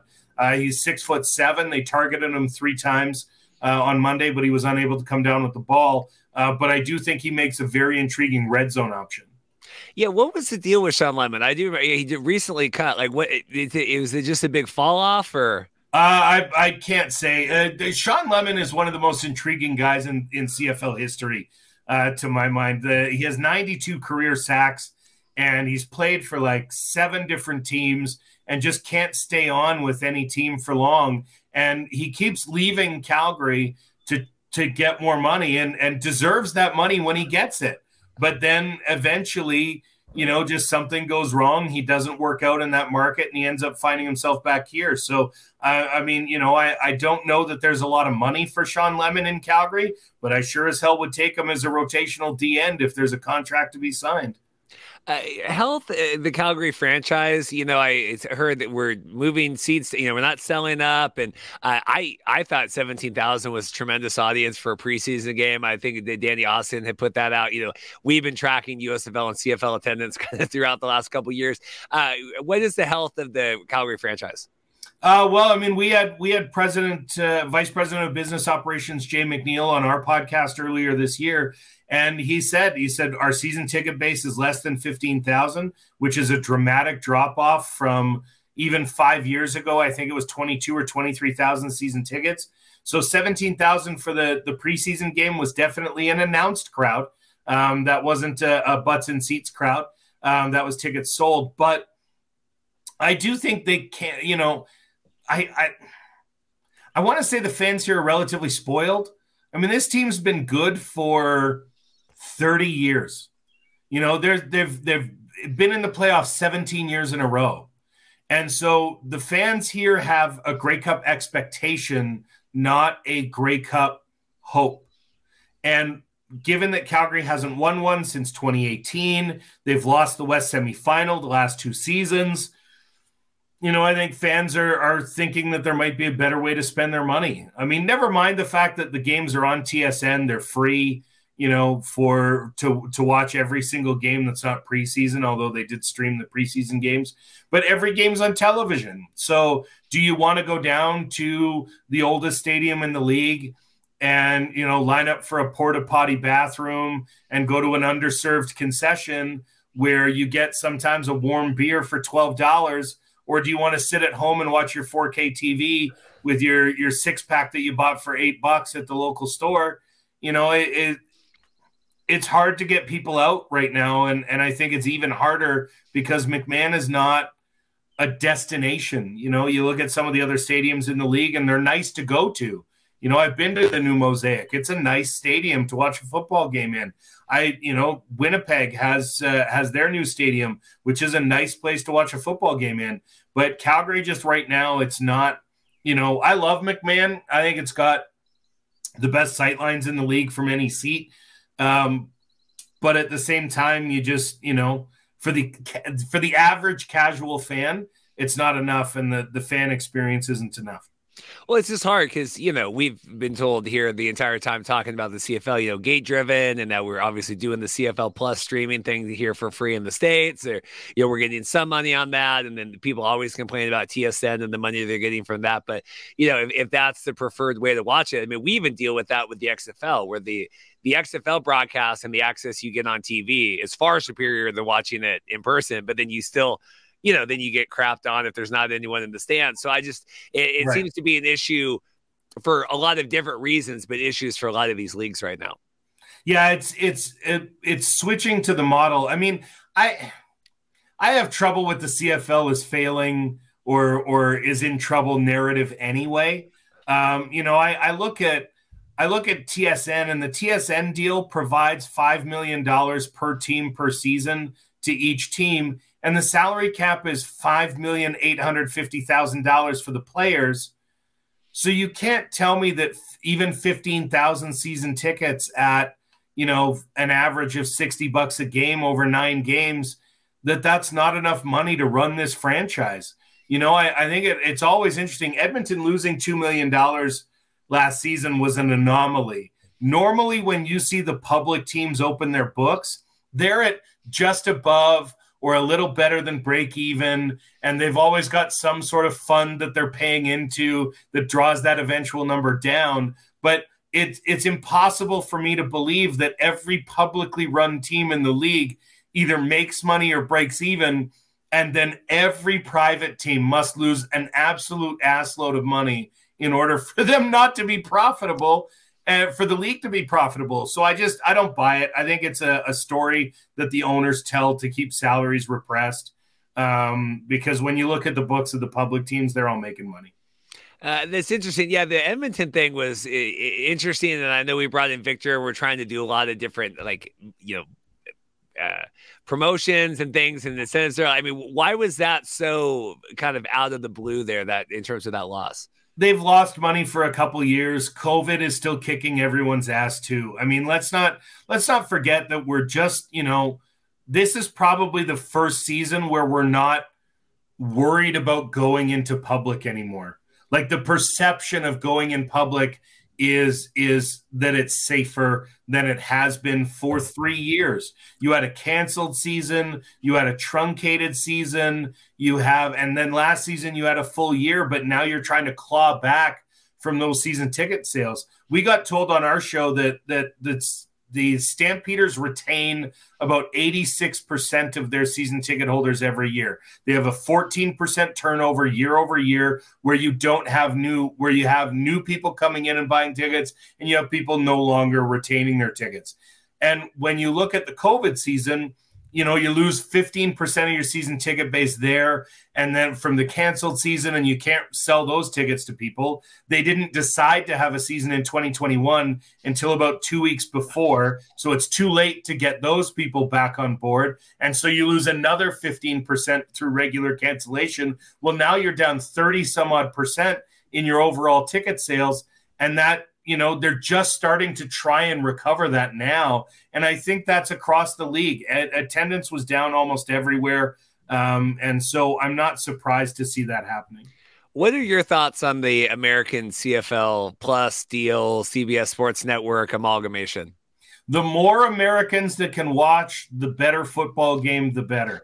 I understand that CFL Plus, they were on, I believe they were on ESPN Plus before, and now they're on CBS Plus, which gets to fewer households but has more viewers.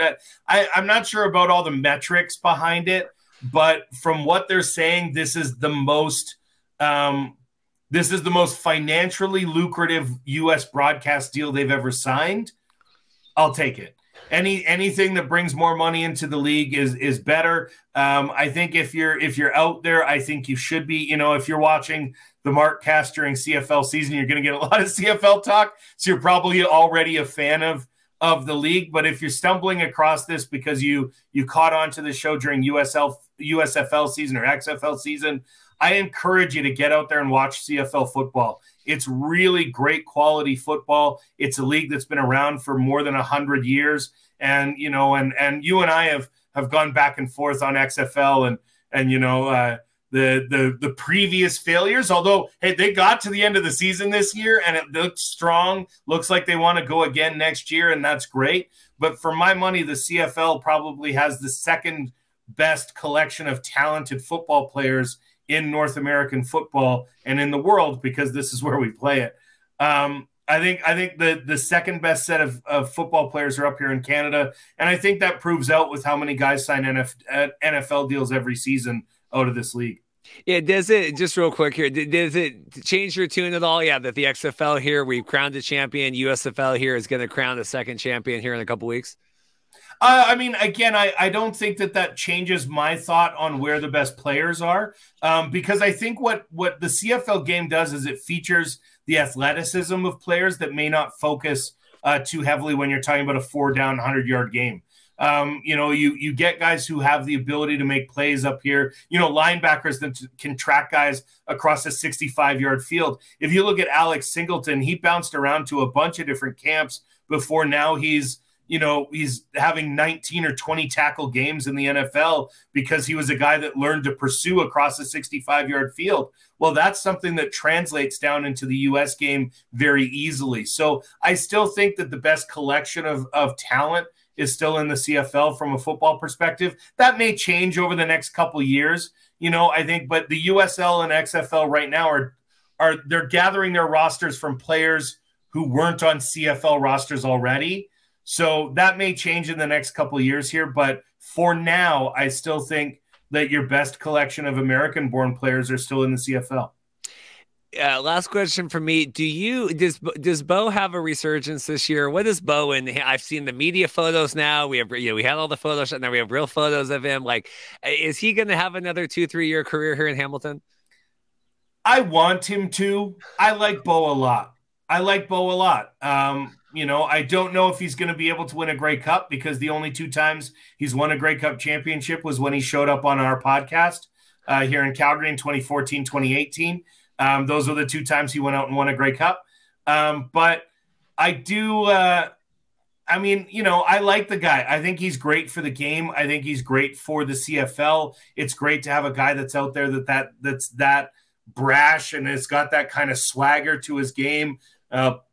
You know, I hope he has a resurgent season in Hamilton.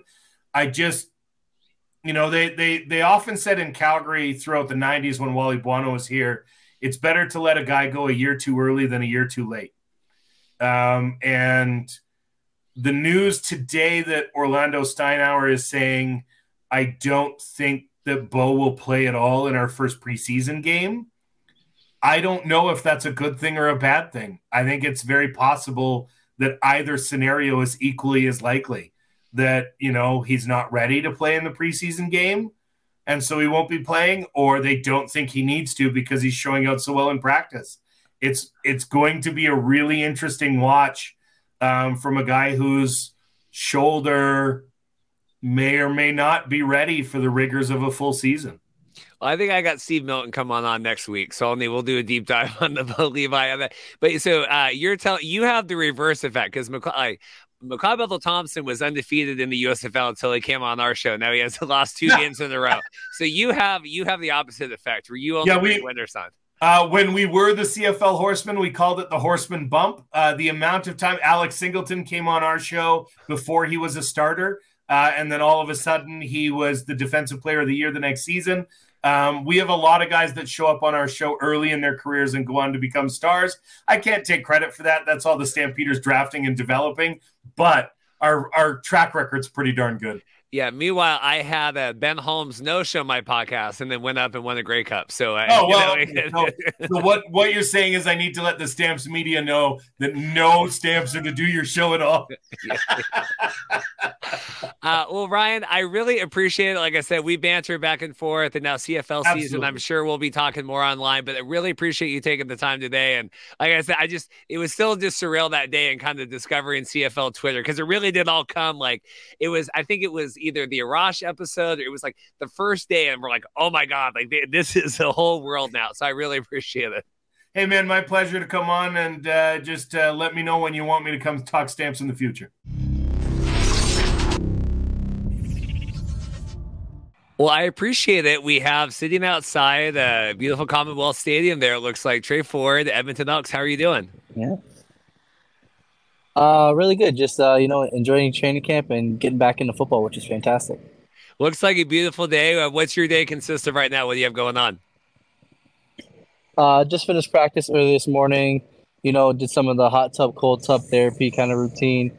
Ate some lunch, watched a little film, got another meeting coming up at 4. And another meeting tonight, so full day. What's it like getting back into, like you said, coming off the off season, getting back into, the real deal here? What's it feel like? Yeah, I mean, honestly, it's felt fantastic. It's honestly way better than last year, just based on the fact that, I'm a second-year player now. Like, I knew a lot more of the offense coming in. I remember, like, last year at training camp, come in, doing the install, going back to the hotel, studying until like 12 o'clock. Waking up at like 5:30, 6 o'clock, and then, you don't get a lot of sleep. The days get long really fast versus now it's kind of just a refresher. So it's a lot quicker to review the material and then go perform on the field for sure. How hard is the acclimation process of getting up there? I mean, obviously, you're Canadian, having played up there, but, coming in and you got, Chris Jones barking at you and everything else. What's it like kind of coming into that situation? Yeah, I don't know. I felt like I actually came in like pretty good circumstances. Team accepted me pretty well. The coaches, all super cool guys. I mean, honestly, it was just learning the offense was definitely the tough part, especially at the quarterback position, especially coming from like OUA and going to a professional level with a lot of guys, who've coached in the CFL for many years and even in the NFL. So it was definitely a struggle to, I'd say, learn the offense, because just in OUA and U Sports in general, it's a lot more simplified.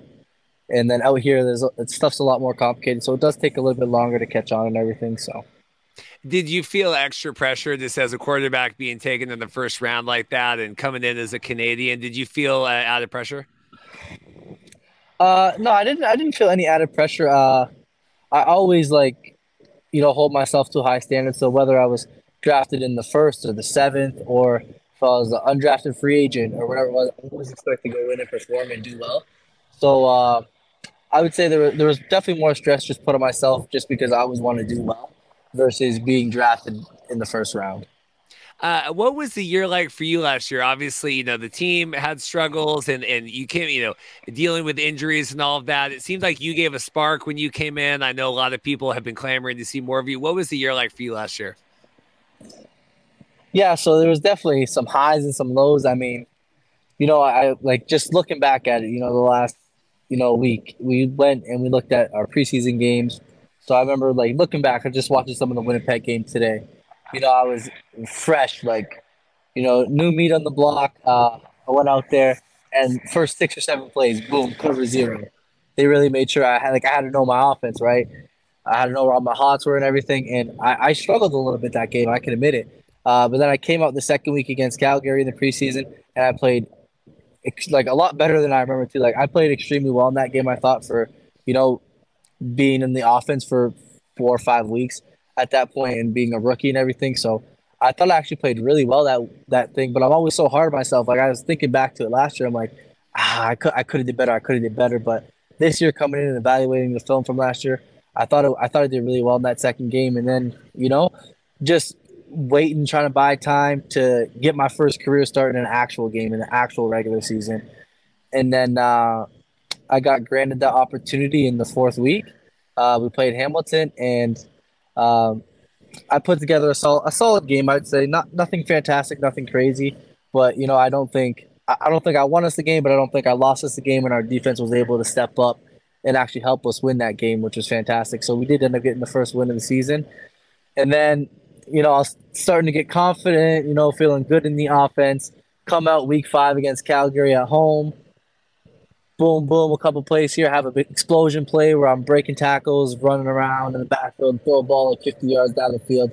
Big play, and then we had like a quarterback power the next play. Then I got hurt, and then I missed, 8 weeks, and those are a long 8 weeks. Like, you're out here when when you're actually active. You come to the facility, the day goes by super fast. But in therapy, you're just kind of lagging around all day, trying to do your therapy, get a little bit of workout in and stuff. So yeah, those were definitely a tough, long 8 weeks.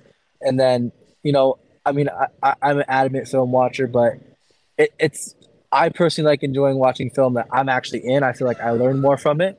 It's a lot harder, right? Because you're like, oh, I maybe would have did this a little bit differently, did that a little bit differently. So it was definitely it was a long 8 weeks, but then I got back into it after, and I got another start later on, I think the last game of the year. And I thought I did pretty well in that last game. Definitely some mistakes, but I mean, I definitely seen an improvement from the start of the year. And then even now, just being here in this training camp, I definitely can just see and feel the difference. My confidence throwing more on timing. I definitely just feel a lot better in the offense overall. And I mean, I'm super excited to get this year rolling. What was conversations obviously you had with coaches and staff and everything? What were your position coming into the year? Because it felt like you gave the spark last year, obviously got hurt, and then it felt like you kind of got like, and we love Taylor, and then we've covered him back down through the XFL and all of that, but it felt like you kind of got leaped over. And so what is your position now, or what have they, what have those conversations looked like? Yeah, I mean, I've been told that I'll always get a chance to compete for the starting job, and I mean, I'm super grateful for that. But I mean, coming in and, viewing things, not trying to be biased towards me or towards Taylor or anybody. Like, I understand they have him the starting guy right now. I mean, he stepped up last year when the team needed him. He did a super great job. And, I'm grateful he was there for our team last year to pick him up. But I mean, I'm still here to compete for that starting job. Obviously, if he does better than me, he wins the competition. That's great. He's gonna, lead the team and everything. Even if it's, even if I get my chance later on in the year, week 8 or 4 or 12, whatever it is, I'm just gonna be ready for my opportunity. I understand he's the guy right now, but you got to play, you got to do well to keep your job, and so, it's always job hunting out here in professional football. So, but I've got nothing bad to say about Taylor. He's a great dude. I'm always cracking jokes with him. Great guy. He's a great leader, and I think we got a really good quarterback right here.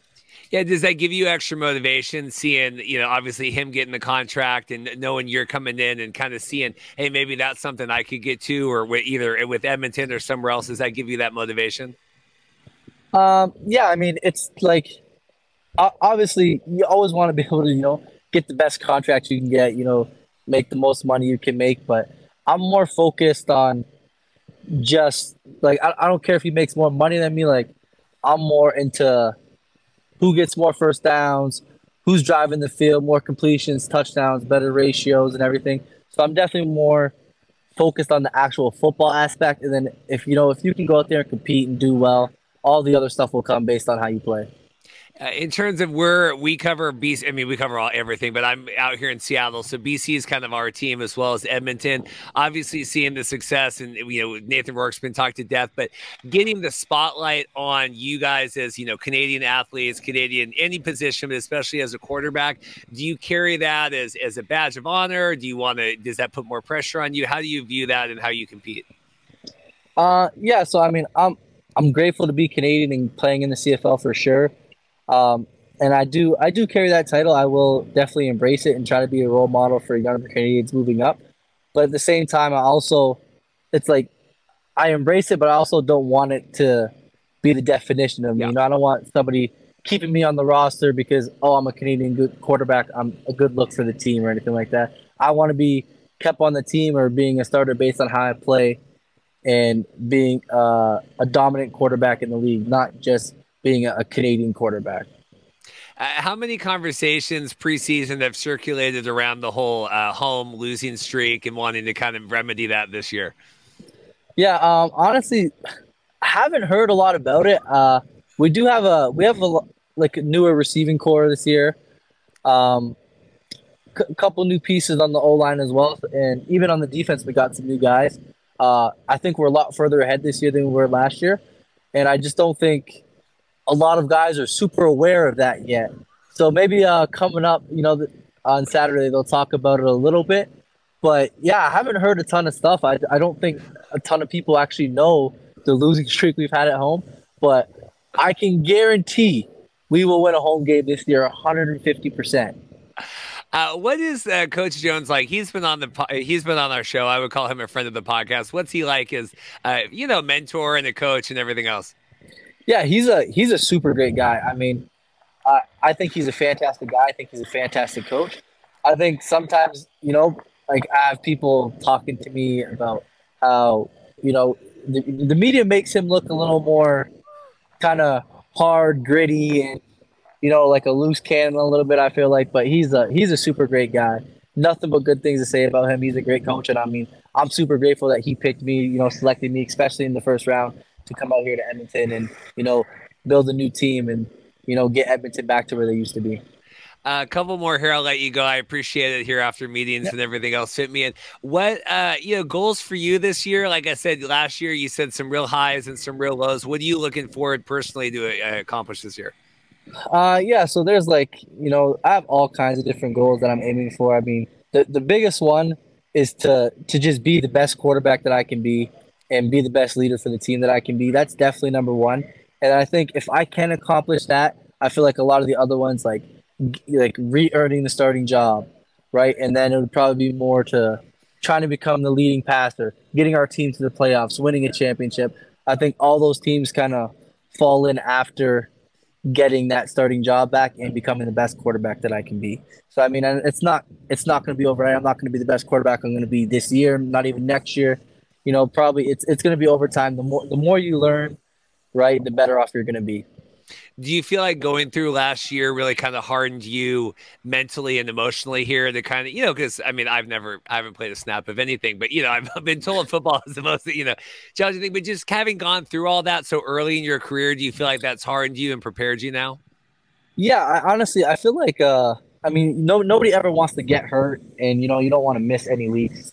But I mean, I think it was actually a good thing for me to learn because, like going through high school and then OUA U Sports, I was always the guy, right? And I was always kind of just kind of guaranteed everything. But you get to the professional level, you realize nothing's guaranteed.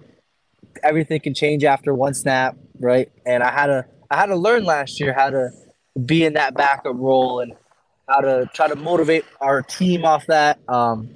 How to play, how to practice, how to prepare for a game, because it's definitely a learning curve for sure. I mean, and you don't want to prepare for a game as a backup, because I'll tell you what, for everybody who is doing that, it's a terrible idea because it's one snap away. Even if you ask Taylor, I mean, you talked to him last year, he probably wasn't expecting to go in that game when he had to, right? It kind of just happened. So I mean, everything's it's one injury away and then your name's called and you got to be able to perform. So you always got to prepare like you're going to start it.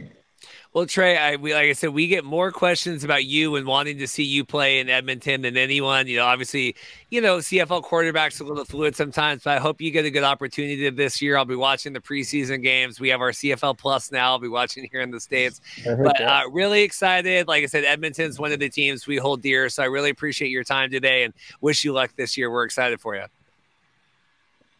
Thank you. I appreciate you. Awesome, man. Good luck, and we'll see you. Well, we had this gentleman on XFL. Now, Eric Eager with Sumer Sports back. We're talking USFL Week 7. I can't believe we're already. I saw Brett today posting playoff tickets. We're getting ready for the playoff tickets. How is USFL Season 2 treating you? It's been good. I've really enjoyed watching the games early in the season. You had a lot more scoring, and then the last few weeks, not so much. I believe every game went under last week, if I'm not mistaken. 7 of the last 8 have been won outright by underdogs, many of which were underdogs by quite a bit. So it's been an interesting season. I've certainly enjoyed spring football is always like a nice like drink of water during a long sort of walk in the desert. So I like it a lot. Is it, and we talked last year and is it living up to season 2? Did you expect more growth this year? Is it where you thought it would be in terms of, production and talent and everything else? It's actually better than I expected. I think that, continuity has really been cool for the league, right? So you watch, the New Jersey Generals, and you get Darius Victor, and you get, DeAndre Johnson, although he was benched this past week. When you go to Birmingham, you get Alex Magoo, you had Jamar Smith before the injury, and some players coming on defense. And then you have some, injection of good talent in the league with Breland Speaks in Michigan. And I think the coaching has been better. I think the coaches that struggled in year 1 have all been replaced and have actually been better, I think, than previous years. So it's been good. I think that, there's some question about, is it better than the XFL? Like, what would the best team in the USFL be on a neutral field against the best team in the XFL? Like, I'm not really concerned about that right now, especially with both leagues are not on at the same time, really. It's met my expectations. You said scoring down. It has been a thing. This last week we had a shutout. The Stars have won 2 games now without scoring an offensive touchdown. Like, what do you attribute that to? Because it's weird. Like, we should be peaking kind of here near the end of the season. Yeah, I think. Defense is generally harder to put together than offense, right? And you have weak link systems. You have secondary play that I think was off. I think more holding is being I don't have the data in front of me, but I think more holding is being called on run plays, and pass plays, which is hurting. I think there's been a reasonable amount of offensive pass interference penalties called as well. So I think that there are just things the league is doing that's suppressing scoring a little bit. And then the quarterbacks that I think, started out really strong, the McLeod Bethel Thompsons, the Alex Magoo's of the world. You're not, and even in Michigan where, Josh Love was really good early on. I don't think that those players are really playing up to where they played at the beginning of the season. And, offense really does go as quarterback play goes. Do you feel like they've done a good job this year with assembling the quarterbacks? Obviously McLeod was kind of a big, the offseason signing, but, like you said before, the continuity and, DeAndre Johnson and all the others. I think so. We even look at Case Cookus here, for example, he really didn't, he's really not gotten protected, right? And that's a really hard way to win. As you said, they won, now they're 3-3, I believe. And they won the first game. Offense was fairly strong with Corey Coleman and Coburn and stuff like that. But, you don't really have, the offensive line to protect him, and he's gotten beaten up, and it doesn't look like he's been able to sort of maintain, even what expectation would be under pressure. And so, you've seen a decline in play there. That to me, I think is a big issue. Obviously, we saw Case last year it would have got more looks after the season, but obviously had the injury. And then, I think he was a cup of coffee with, was it the Rams? I think he got in there for a little bit. But do you see any of the quarterbacks here stand out that you would think would get looks following the season? I think Cookus, if he comes out of it healthy, probably will. He probably would have had he not gotten injured in the championship game. I think beyond that, it's, we saw some quarterbacks that weren't particularly good in the XFL get looks. So you could see that happen. I'd be surprised, though, given that there are 2 leagues, and I think many people believe the XFL was the better of the 2 leagues, with Ben DiNucci getting literally signed by the Denver Broncos, not only a workout. And the third quarterback rule in the NFL changing, that could help a lot as well. There is an incentive to develop these guys now. It could lead to more, but I just don't know if quarterback play has been good enough across the league. Kenji Bahar has been okay. I think he's been probably the biggest surprise. Maybe he could get a look as a athletic young quarterback. But I think it's going to be hard for a lot of them other than Cookus. Were you surprised, that DiNucci was signed so quick, and then I'm seeing immediately throwing pick sixes and everything else in practice? To me, that was kind of shocking. Good for him, but very, very quick. DiNucci to me was interesting because I don't know if you got this view when you were watching the XFL, but DiNucci felt kind of Kyle Sloter-ish to me in that there were good things. You'd watch him make a completion. You're like, oh, that's pretty impressive. But they weren't scoring as much as a guy with like that brilliant of a season, right? Like, Sloter was first team all USFL last year, but it wasn't like the New Orleans Breakers had a great offense. And they couldn't finish in the red zone. And there were some games, I know the overtime game was very clutch when they put up enough scoring there to win. But for the most part, like, he was not delivering. And I think like Seattle, there were some games where they were in the teens and he was not particularly impressive. Even the game, where they had to win to get in the playoffs, like the first half of that game, they only scored 6 or 7 points. And you're just like, I think a lot of people look at football like artistically more than they look at production. And I get that to an extent, but I think DiNucci is going to fall into that realm where I think he was doing some really cool things. I don't know if he was doing he was all that much more effective than some of the other guys. We're talking the quarterbacks with the USFL. Have we started seeing the dilution of talent with the two leagues, or do you feel like that we're still kind of waiting for that down the line? I think you are going to see it a little bit for sure. And I think if the NFL starts to carry more quarterbacks because of the rules, I think you could very much see that. So to me, that might be part of what's baked in.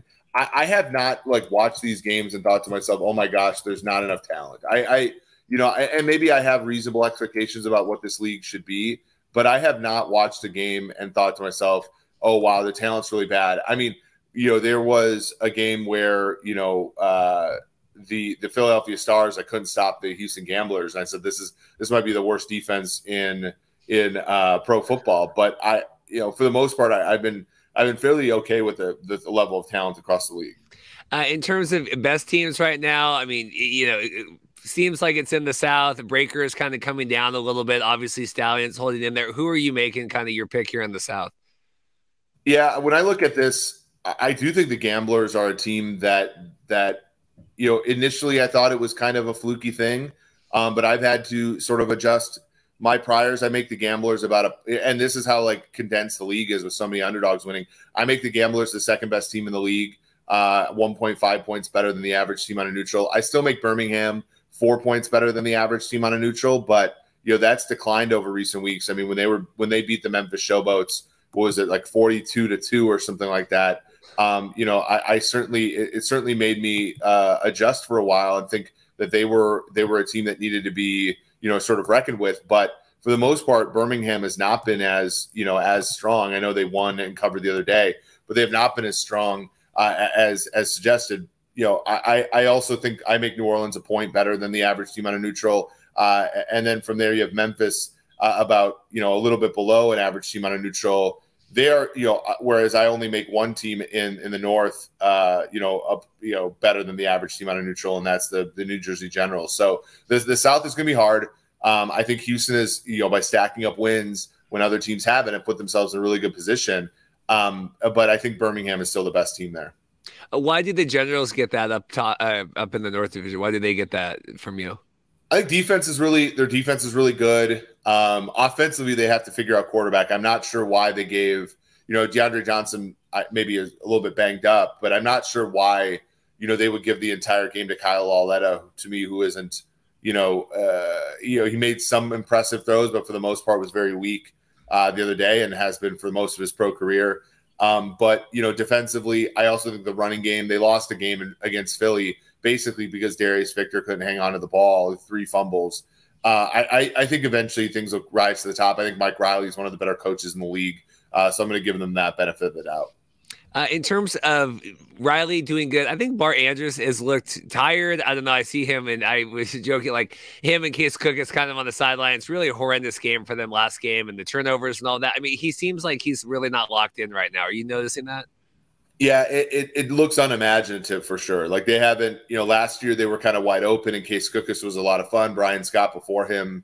Even Costello in the championship game, was able to get them in the back door to cover the spread in the championship game.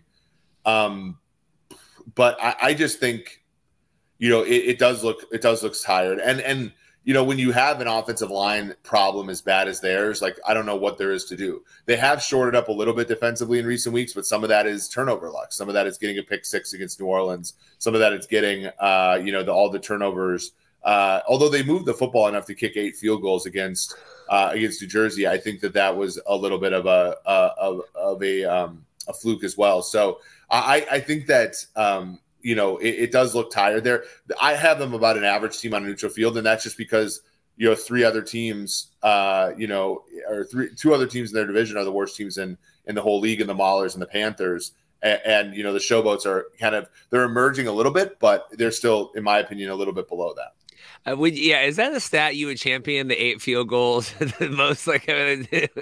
No, I mean, at least you're getting into scoring range, and I know that red zone efficiency is not a stable stat year to year and game to game, but they've done it now for a few games in a row. As you said, they've moved the football. Okay, they've gotten turnovers. I think the getting turnovers part is the really unfortunate part, but they have not been able to sort of capitalize on it, which has been unfortunate. Are you surprised Maulers looked like they had life? Now they don't. I mean, now it looks like they're kind of back down in the in the dungeon again. Yeah, they defensively, if you can play some defense, you're gonna have some okay things happen to you in this league, and they did that. Offensively, I mean, what they win the first 2 or 3 games without scoring a touchdown. Last week they couldn't score. If you had them against, I mean, they were favored by 3 against Memphis to open on Bet Online. I texted my friend. I said, this is the easiest bet you've ever made in your life on Memphis. And then second half of that game. Memphis didn't even want to really move the football in the second half of that game, and still, Pittsburgh couldn't do anything with it. So, I think they were spunky at the beginning, and that's what I like about this league. Last year, you had teams like Michigan, you had teams like Pittsburgh that really added nothing the whole year. Houston was a competitive team, but they didn't win. But teams that weren't even competitive week to week, like Michigan, and Pittsburgh, you don't have that this year, but those teams are starting to fall off again. Yeah, because it seems we've championed, and for better or worse, I don't know if having parity across the league. I hear both things where you have too many losing divisions. What do you make of that and the parity here headed into week 7? Well, I mean, if you're a gambler or something like that, you really do like the parity because you like being able to just take underdogs every week and hope it works out, especially in a league where there's not a ton of scoring right now. That to me appears to be the right way to do it. Does that make for better football? I'm not sure. I personally think the last few weeks have been low scoring in a sort of ugly way, and I'm interested to see if that thing turns around. In terms of, you said you talking to your friend, putting the wagers on and stuff. Has there been a lot of action? Have you noticed that? Is it better or worse than last year? Because I know you guys, all complained last year about getting the injury reports and kind of everything to be able to do that effectively to gamble and all of that. Have you noticed an uptick this year? I haven't, but I'm also not gambling now with Sumer. So I think the DFS tournaments have not particularly. I don't think that they've had the overlay or the payouts that you really want, which is unfortunate. I think that there are some sharp groups that are betting USFL for sure and moving lines, but I think that they've gotten killed. If you look at the last few weeks, some of these totals have gone from mid 40s to high 40s, and the games are landing in the 20s. So I'm not maybe licking their wounds a little bit because this league has been hard to predict, and I think hard to predict is good. Obviously, with a league with so little data, but that means you have to be disciplined and not obviously think more than you do. Is that just a byproduct of the football? Is there things the league could be doing? Is it just, hey, it's year 2 of this and teams are just trying to win? And I mean, what do you attribute that to? I think that they're calling the games, in a way that will be more conducive to unders. They're calling holding, they're calling illegal man downfield. They're doing a lot of things that, I think you have to call them, but it's 1 or 2. I mean, in a game, and the clock is also a big deal. When the clock is running, basically the whole game, you can't punt, and it's weird. You also can't have drives that get you to midfield and you punt. And with the kickoff being the way it is, a lot of teams are starting near midfield and then punting and then, pinning teams deep. And that, unless there's a turnover or something, it's not going to be conducive to scoring. And that just, that's just an issue of, kind of the way the game's branded. But I think that there's a little bit also in kind of how the game is being called that has been a little bit less fortunate as far as scoring is concerned. It's interesting. I want to get your thoughts on a little bit more on the kickoff, and then we can do kind of the matchups here before we get out real quick, rapid fire. We obviously have seen the NFL this week and all that, and the fair catch and everything else. And the XFL kickoff's been circulating. USFL, they're booting the ball halfway down the field here, kicking it off. Was it the 25 now, 20? Like, what do you make of that? Like you said, kind of artificially inflating. Teams are able to start almost midfield without getting touched. Yeah, I mean, I think that's helpful for trying to get more scoring. I think it's obviously like basically thumbing your nose at this idea that kickoffs are more dangerous because they're not really innovating. They're just making sure more kicks are returned. And unlike the XFL, which I think had an innovative solution to the problem. So yeah, I mean, it's going to help. And I think kickers in this league have been tremendous for the most part, which has been cool. The special teams in general, I think, are what's fun. And, one of the reasons I like, spring leagues is it kind of takes you back to when quarterbacks weren't as good and when special teams mattered more and stuff like that. And that certainly is the case in the USFL. It's a little bit weirder in the XFL because of, no extra point kicks and the kickoff rule being the way it is and punts being the way they are as well. Like, I think that it's a very interesting discussion about, the relative values in sports. Are these leagues missing the mark now that, they're not really developing? Like Cavante Turpin's a special teams player. Like how much value is he going to add if every kickoff is fair caught in 2023 in the NFL?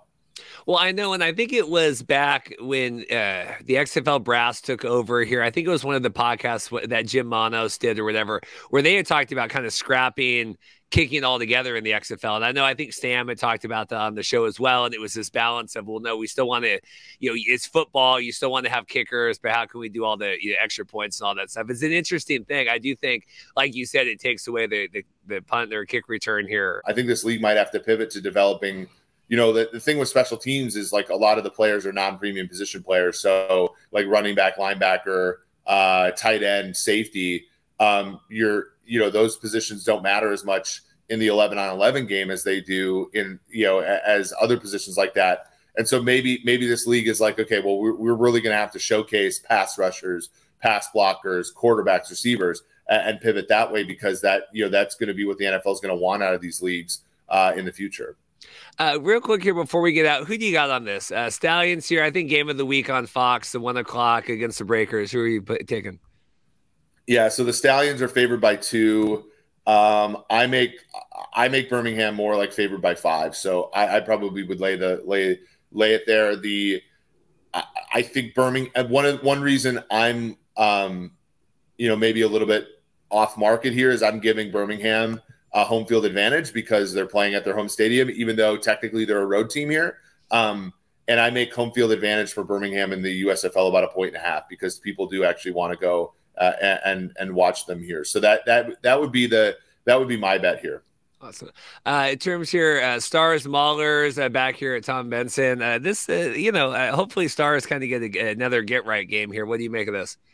Yeah, this is weird. This opened, I think, at 1 in the favor of Philly, and then it's moved towards Pittsburgh. Now through 0 doesn't really matter, but I make Philly. I make the wrong team favorite, I guess. Is Philly? I make about a 2.5 point favorite. So for the second straight week, I think there's opportunity betting against Pittsburgh. Yeah, I don't think the home field of Canton, I don't think is the most overwhelming. No. I don't know. I think they need to revisit that in the offseason here. Gambler showboats. I make Memphis about a 2-point dog. So, Houston has been pretty good, but I think Memphis getting 3.5 at home, where their home field advantage, I am making that right now about 1 point because people have showed up to root for the showboats. I'm going to make, I think +3 with Memphis is the right bet. +3.5. And then we got here Panthers Generals here back at Canton. Yeah, the Generals are 7-point favorites. I think that's too much for any USFL game, especially one that's either going to be started by Kyle Laletta or DeAndre Johnson. So I'd take Michigan plus the points.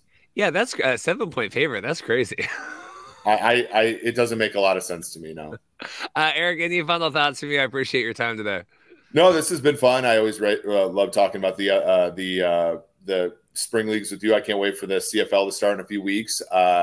I had a lot of fun last year following along, and we got some quarterback movement in that league too, which will be cool.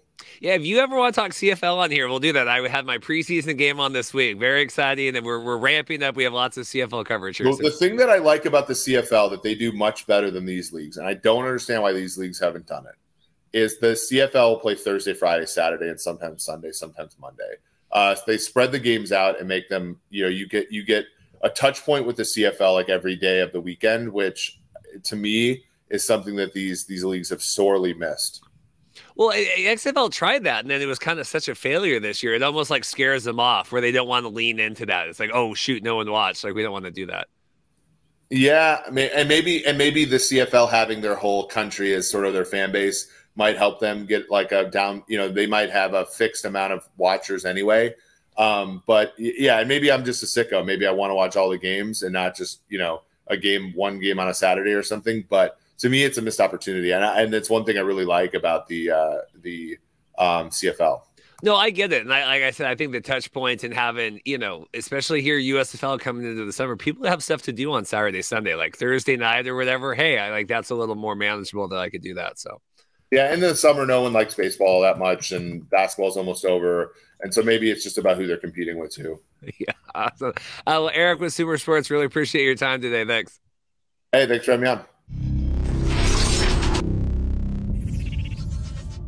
Well, I appreciate this. We had, I think, on the playoff push last year, kind of late season, we had Josh Shepardson on here with Fantasy Pros talking USFL. We have him back today. Josh, how are you doing? Good. How's it going, Reed? It's good. We're getting through. We've moved on now. XFL. I've been enjoying CFL preseason this week. It's exciting. I mean, USFL is fun. It's like a totally different flair. And I don't know if you watch any of that. They have like the preseason game, and there was a thunderstorm and a rain delay, and like cows were running. Like, I'm kidding about that, but it's really its own beast up there. But we're talking USFL today. First and foremost, what do you make of the season here? We're past the midway point. I mean, this word gets thrown around a lot, but I mean, when the shoe fits, it's parity this year in the USFL. Every time I think I have my thumb on the pulse of who really is looking like the cream of the crop, something comes up. I mean, New Orleans has lost 2 games in a row after their 4-0 start. That offense looked brilliant, and they've hit the skids. I thought Memphis looked terrible through the first few weeks of the season, and they've rattled off 3 in a row. Houston seems to have found a groove. It's just the one area that there is no parity right now. I feel comfortable saying, and I've joked about it a little bit on Twitter, but in all seriousness, the South Division has just been leaps and bounds better than the North Division. But beyond that, it is tight, and I don't feel like anybody is truly pulling away from the pack. And it's fun as a fan. It is maddening as somebody who tries to cover the sport and make predictions for either sports betting or DFS. But overall, I'm enjoying it, and it's definitely a different feel from 2022, significantly, I would say. It's a different feeling in what way? In that Birmingham looked great last year. They looked like a runaway club. New Jersey had just such a brilliant tandem at quarterback with Mr. Spring Football, Luis Perez airing it out, and then DeAndre Johnson complimenting them in the running game.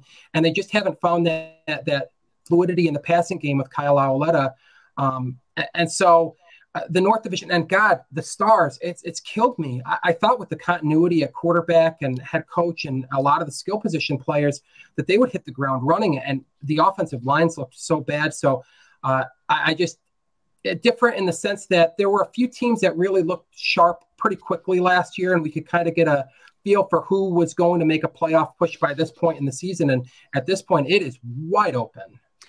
It's the parity thing is interesting, and I know that's come up a lot. And Pat Ruffino and I kind of had our Monday recap show that, I get into a lot of the XFL too, right? And whatever you say, it's bad for the one league or good for the other, vice versa. But I was told in the XFL, it was a good thing. We had all these teams and the divisions were kind of fluid. And I know the Arlington of it all, but them making it to the championship game with a losing record. But people like that, where it felt like the XFL or USFL in 2022, the last 3 weeks of the year season didn't matter because But now all I hear is people complaining the other way, that the parity in the USFL is a bad thing. So I don't you know what I mean? I kind of hear both sides of that. What do you make of that?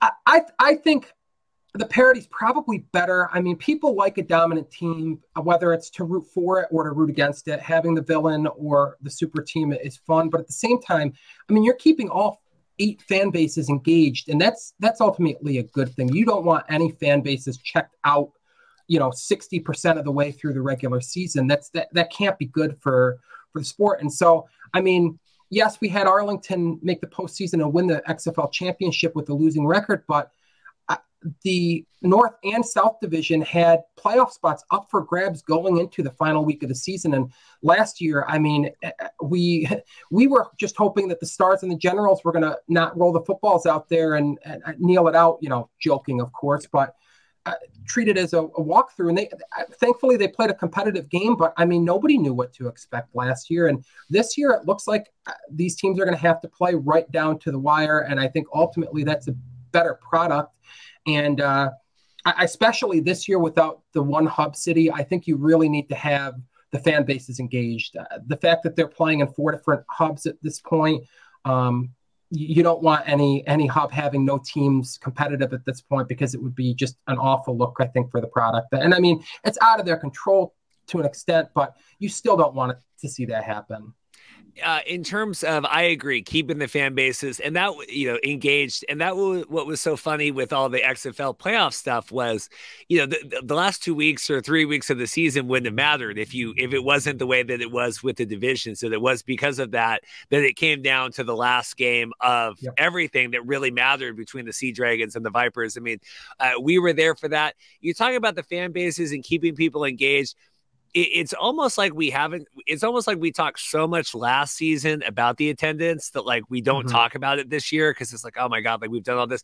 But it's remarkably slow. And I don't want to say that as, I get kind of whatever anyway, but it does feel like, Birmingham hasn't showed up back this year. Memphis is really kind of MIA. Michigan, they're losing at home. That doesn't seem great. Canton hasn't been good since week 1. I mean, what do you make of the 4 different hubs? I mean, I hate to do the pitting leagues against each other thing. At the end of the day, more football is better than less football. You and I are on the same page with that. But I do think having the actual home cities hosting their home teams was a great thing. I mean, the DC Beer Snake got all the attention in the world. The Seattle fan base was great. I mean, people showed up because they had a team in their backyard. I think it's tough when you have 2 teams in Canton and neither is an Ohio-based team. It's tough. And Birmingham, I think they might be a little bit worn out from having all of the games there last year. There's not that new, fresh league feel to it. I would have thought that maybe they would be a little bit more fired up because they're hosting the defending champion, but at the same time, ultimately, I think it'll be better in the long-term interest of the league if they do away with the hubs and we eventually get the 8 teams in home stadiums. But I don't know. I'm not a financial guy. I'm not in their office to really know. But I guess just my general feeling from watching the games is there seemed to be more fan passion in the XFL at the stadiums. In terms of on Twitter, where we see all the people who are the diehards, there's definitely dug-in diehards on both sides. There's people like you and I who enjoy both leagues for what they are, and I love to see that the TV viewership seems to still be doing at least enough. I don't know relative to last year, but the fact that it's not immediately doom and gloom when the viewership numbers come up is promising. But ultimately, I think it would help if these teams had an actual home base as opposed to just a hub. We'll get one more round on this and then we'll get to football mechanics here. I get that, and moving the hubs and everything, and there was last year, right? We're going to go to Birmingham, we're going to go, but like you said, I mean, Canton or taking Canton out of it's not like Memphis is really showing up. It's not like, and like you said, if it's the burnout in Birmingham, and we had the 8 here last year, and I don't get that. I don't get the Birmingham drop off. I mean, they seem really passionate. They have the most Facebook groups from what I know about the Birmingham fans and all that, but I don't know if you had everyone everyone that was going to go to a game that lived in or around Birmingham, and now we're kind of just spreading that out across. I don't know, because it's not, like I said, it's not as if Memphis or Michigan are kind of blowing the doors off the venues right now.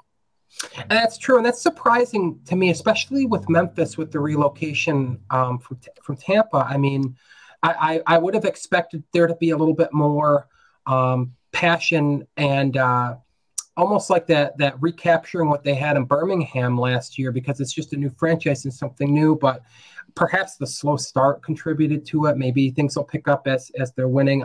I'm not sure. I mean, everybody loves rooting for a winner, so hopefully that'll drum up a little bit of extra attendance. But we'll see. And maybe there's a little bit of football fatigue just in the general spring football public right now, because I mean, we didn't have the XFL leading into the USFL, so I don't know, but yeah, it is a little disappointing to see that even with the 4 hubs and the actual host teams in those hubs not drawing quite as well as I would have expected. Speaking of the showboats, is Todd Haley a good coach? Are we? I mean, we lived through this last year. We came back. I see he's really good at twerking in the locker room, right? I think I saw the videos of that. But I mean, is Todd Haley a good coach? He is a maddening coach. I can't put my finger on it. I mean, I don't know exactly what got under his skin after that Houston loss. It was bizarre. I've never seen a coach quite behave like that after a loss. But he's always kind of had a little bit of a poor sport in him, I feel like. And I don't know. I'm not the biggest Todd Haley fan. But I mean, he's got them on a winning streak, and they have not gotten the greatest quarterback play. So I will give credit where it's due. I mean, he's pulling some strings and getting some W's, so it's hard to argue with that. We look here. I'll pull up. We look here in the South. You want to talk about the definition of parity here? 4-2 across the board. Showboats looked like they were out to water, right? Come back here and 500. Breakers collapse. I don't know if McLeod Bethel Thompson has the Markcast curse. He came on when they were undefeated on our show, and it's not won the game since. What do you make of the Breakers kind of collapse here against the Stars, who I don't think much won the game last week, more just kind of outlasted New Orleans? Yeah, that's 2 bizarre games, 2 bizarre wins in a row for the Stars. I mean, I've loved it as a fan, but I went in expecting them to get beaten up pretty good by the Breakers. I mean, they eked out the win the week before with 8 field goals and a 4-0 turnover disparity. I was just like, what is going on? And then it was more bizarro football this week. But I mean, I think part of it's that we've got John DeFilippo as a first-time head coach. There's a lot on his plate. I think he came out really hot because the offense was great, and that's his side of the football, I think. And I mean, the defense has played relatively well, even in the last 2 losses. It's not like they're giving up 30 points a game to their opponents. But at the end of the day, I do still think that they have the offensive pieces. I mean, Wes Hills is such a monster. And I love Sage Surratt. Jonathan Adams is such a good vertical player. I really thought the return of Johnny Dixon last week was going to be what they needed to kind of unlock that offense again. But I think they have the right pieces to get back on track. If the Stallions get healthier, it's hard to bet against them right now. And I mean, Mark Thompson's an absolute monster for the Gamblers, but I still have some questions about the quarterback play there. So ultimately, I still think the Breakers are going to be in it until the end. And if I were to handicap the division right now, I still think they will win the South, but I don't say that with any conviction at this point. Well, that's the thing here. I mean, it feels like the Stallions haven't really had a lot go right for them this season at all, but here they are 4-2. You know, it's a game apiece separates this, where the Breakers totally the other way. It came in so hot, and McLeod, and we had talked with CFL people, and he's going to come in and just run circles around everyone. I don't know if we talked on Monday. Is he getting tired and coming from the CFL and playing here, and injuries and kind of all of that? Any other thoughts kind of on either the Birmingham upswing here or the Breakers, and then we can hit the North a little bit? I mean, I like what I've seen from McLeod Bethel Thompson. I mean, even last week in the loss, it wasn't like he was making just dreadful decisions or anything that I think is a true long-term problem. I think your fatigue thing could be, potentially an issue. But I mean, looking at the quarterbacks in that division, I do think that, Alex Magoo has settled into a real nice groove, and the running ability that he brings to the table is just such a different dynamic than what McLeod Bethel Thompson brings for the Breakers. But at the same time, and CJ Maribel is coming off of a very good game. I don't want to diminish that. But I think the missing piece of both Scarborough, they had to adjust to a little bit. I mean, he would be right in the discussion with the Mark Thompson and the West Hills of the South Division as just a bell cow who you can run your offense through. And I think it took them a little bit to find their footing there. But I would say that the Stallions are probably, are certainly on the upswing. But I think that the Breakers can match them offensively. And I do still think that they are the top two teams in the division, with Houston just nipping at their heels. But that's really the difference between the quarterbacks of those teams. I just have less faith in Kenji Bahar. So, well, that's the thing is, I mean, in Kenji, we saw him get banged up a little bit.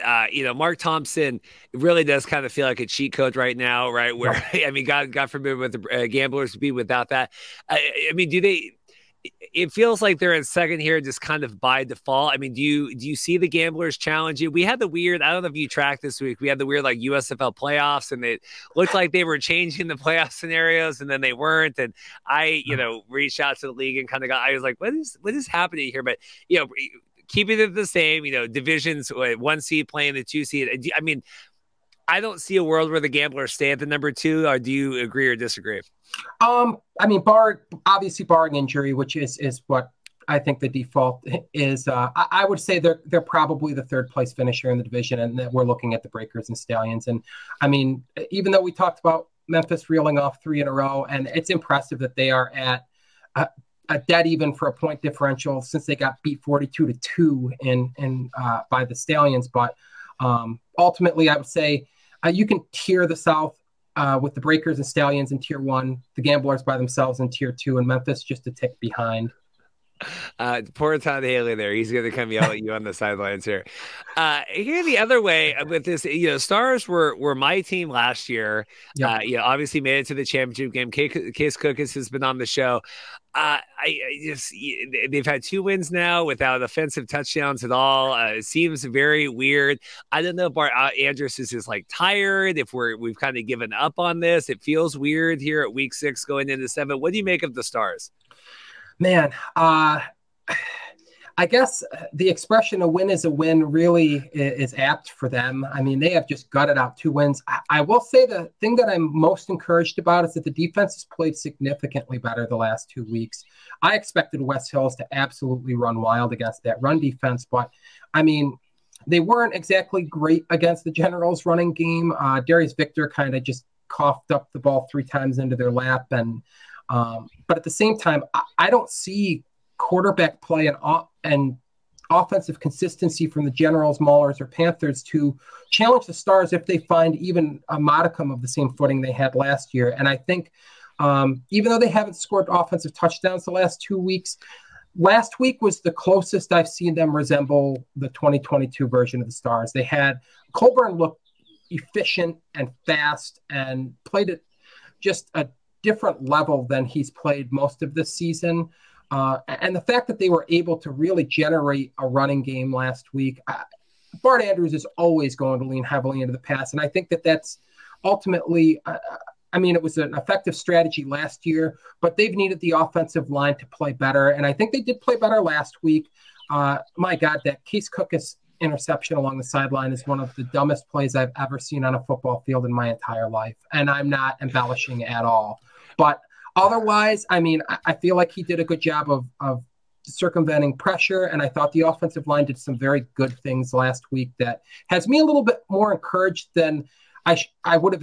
If you told me that they won 2 games without scoring an offensive touchdown, I wouldn't probably have expected to feel encouraged. But after the last 2 weeks and seeing them move the ball last week, I think that they have something cooking a little bit there. The Stars feel like, and I don't know if you're a Survivor fan. I watched the first 40 seasons of Survivor, followed off after all of that, but it feels like the Stars are kind of like when they would do like heroes versus villains, and they would bring back, okay, we're going to bring back all the All-Stars, we're going to bring back Case Cookis, but we had Colby Donaldson back in season 2, but now he's like Fat Colby, and he doesn't really like he's a little bit older and he's a little more banged up and he can't really compete. Like, it feels to Stars that way. Like, we're bringing everybody back, but nobody feels like they were the first time around. It feels like they're either slower or more tired or beat up or injured or just not quite as good. Does that make sense? Yeah, I mean, and maybe there was a little bit of resting on their laurels coming into the season, especially since they did have a successful week 1 against Memphis. I mean, the offense looked great in week 1, and I wonder if maybe they were kind of buying into their own hype to an extent and just not putting their best foot forward, and they've kind of needed that wake-up call the last few weeks. Because, I mean, on paper, you're swapping out, in a somewhat indirect sense, Buck Howard for Corey Coleman is just a monster field stretcher, and Pro Wells has done a pretty good job stepping in for Buck this year. So I don't know. I thought this was going to be a juggernaut offense with, especially in the backfield. I think that was an underrated aspect coming into it. I mean, Matt Colburn, everybody knew looked good, but Dexter Williams looked good down the stretch as just a grinding, sustaining back as a nice change of pace to what Colburn was doing as an explosive runner. So I do wonder if maybe they kind of bought into what they were doing last year and kind of didn't bring forth the best effort so far this year. And now it's kind of coming back together. I think this weekend will be a true test. I mean, against Pittsburgh, I mean, you're facing a stout defense that if you don't bring your A game, you're going to struggle. So I think this will be a really telling week for what they are the rest of the season. One of my favorite things in the last game with the Stars was watching Case and Bart kind of on the sidelines, like watching the replays. Like, I was out of bounds. Like, that doesn't get. It's kind of like another Survivor reference when we had RS yelling at Terry Dietz to call the wambulance back in, I think it was Guatemala. What season was that? But he's like, I was out of bounds. I'm like, you were, but I do feel like the I can't remember the individual that got the interception. I do feel like his foot was on the line. I don't know if I know we corroborated that Case was inbounds, but it didn't feel like that toe was on the line of the New Orleans, which was quite the interception celebration where they had done like the 10-minute review. They're like, I think they're still going there. I think they're still cheering in the end zone. I enjoyed the broadcast, making note of that being the longest interception celebration they've ever seen. I mean, Joel Klatt is just so good. I can't say enough good things about him on the broadcast. And I believe, if I remember correctly, he even chuckled a little bit watching the replay and hearing Case say to Bart, my foot was out. He's like, no, buddy, your foot was not out at all. And I was kind of chuckling myself, frustrated, but all you can do is laugh at something like that. And I'm glad you brought up the sideline interaction, because circling back to the South momentarily, I thought for sure Jay Sternberger was going to find himself on the pine after getting chewed out for not following an assignment last week. And then to see him involved again, I think does speak to just the tight ship that they run for Birmingham. But yeah, I mean, the best, my probably favorite thing about the USFL, and I know we're going back to a little bit earlier discussion, is just the access. I mean, the access in these spring leagues is just phenomenal. I wish USFL's weird in terms of the things that they poke fun at, right? Like, we're okay with like Blob, he did the cartwheel and like the head fell off. Okay, we're okay with that. I wish they were a little bit more, we celebrated the Pittsburgh, the Showboats return kick, right, on the Maulers, right? Okay, we celebrated that longest. I would have loved to have seen like longest interception celebration, official. This is and just poke a little bit of fun at that. Like, I think that's okay. Where they'll joke with Blob and Dave the Wave and them, yelling at who they had the guy yelling at Blob, like, you're not even a real mascot, you don't even talk. Like, I like all that, but I wish that they played. But see, like, they're real football, so they can't joke about the football. They can joke about it, but we don't. Like, we play really real football, but we have fun with everything else. Yeah, and I mean, they poked fun at Alex Magoo in the wall incident.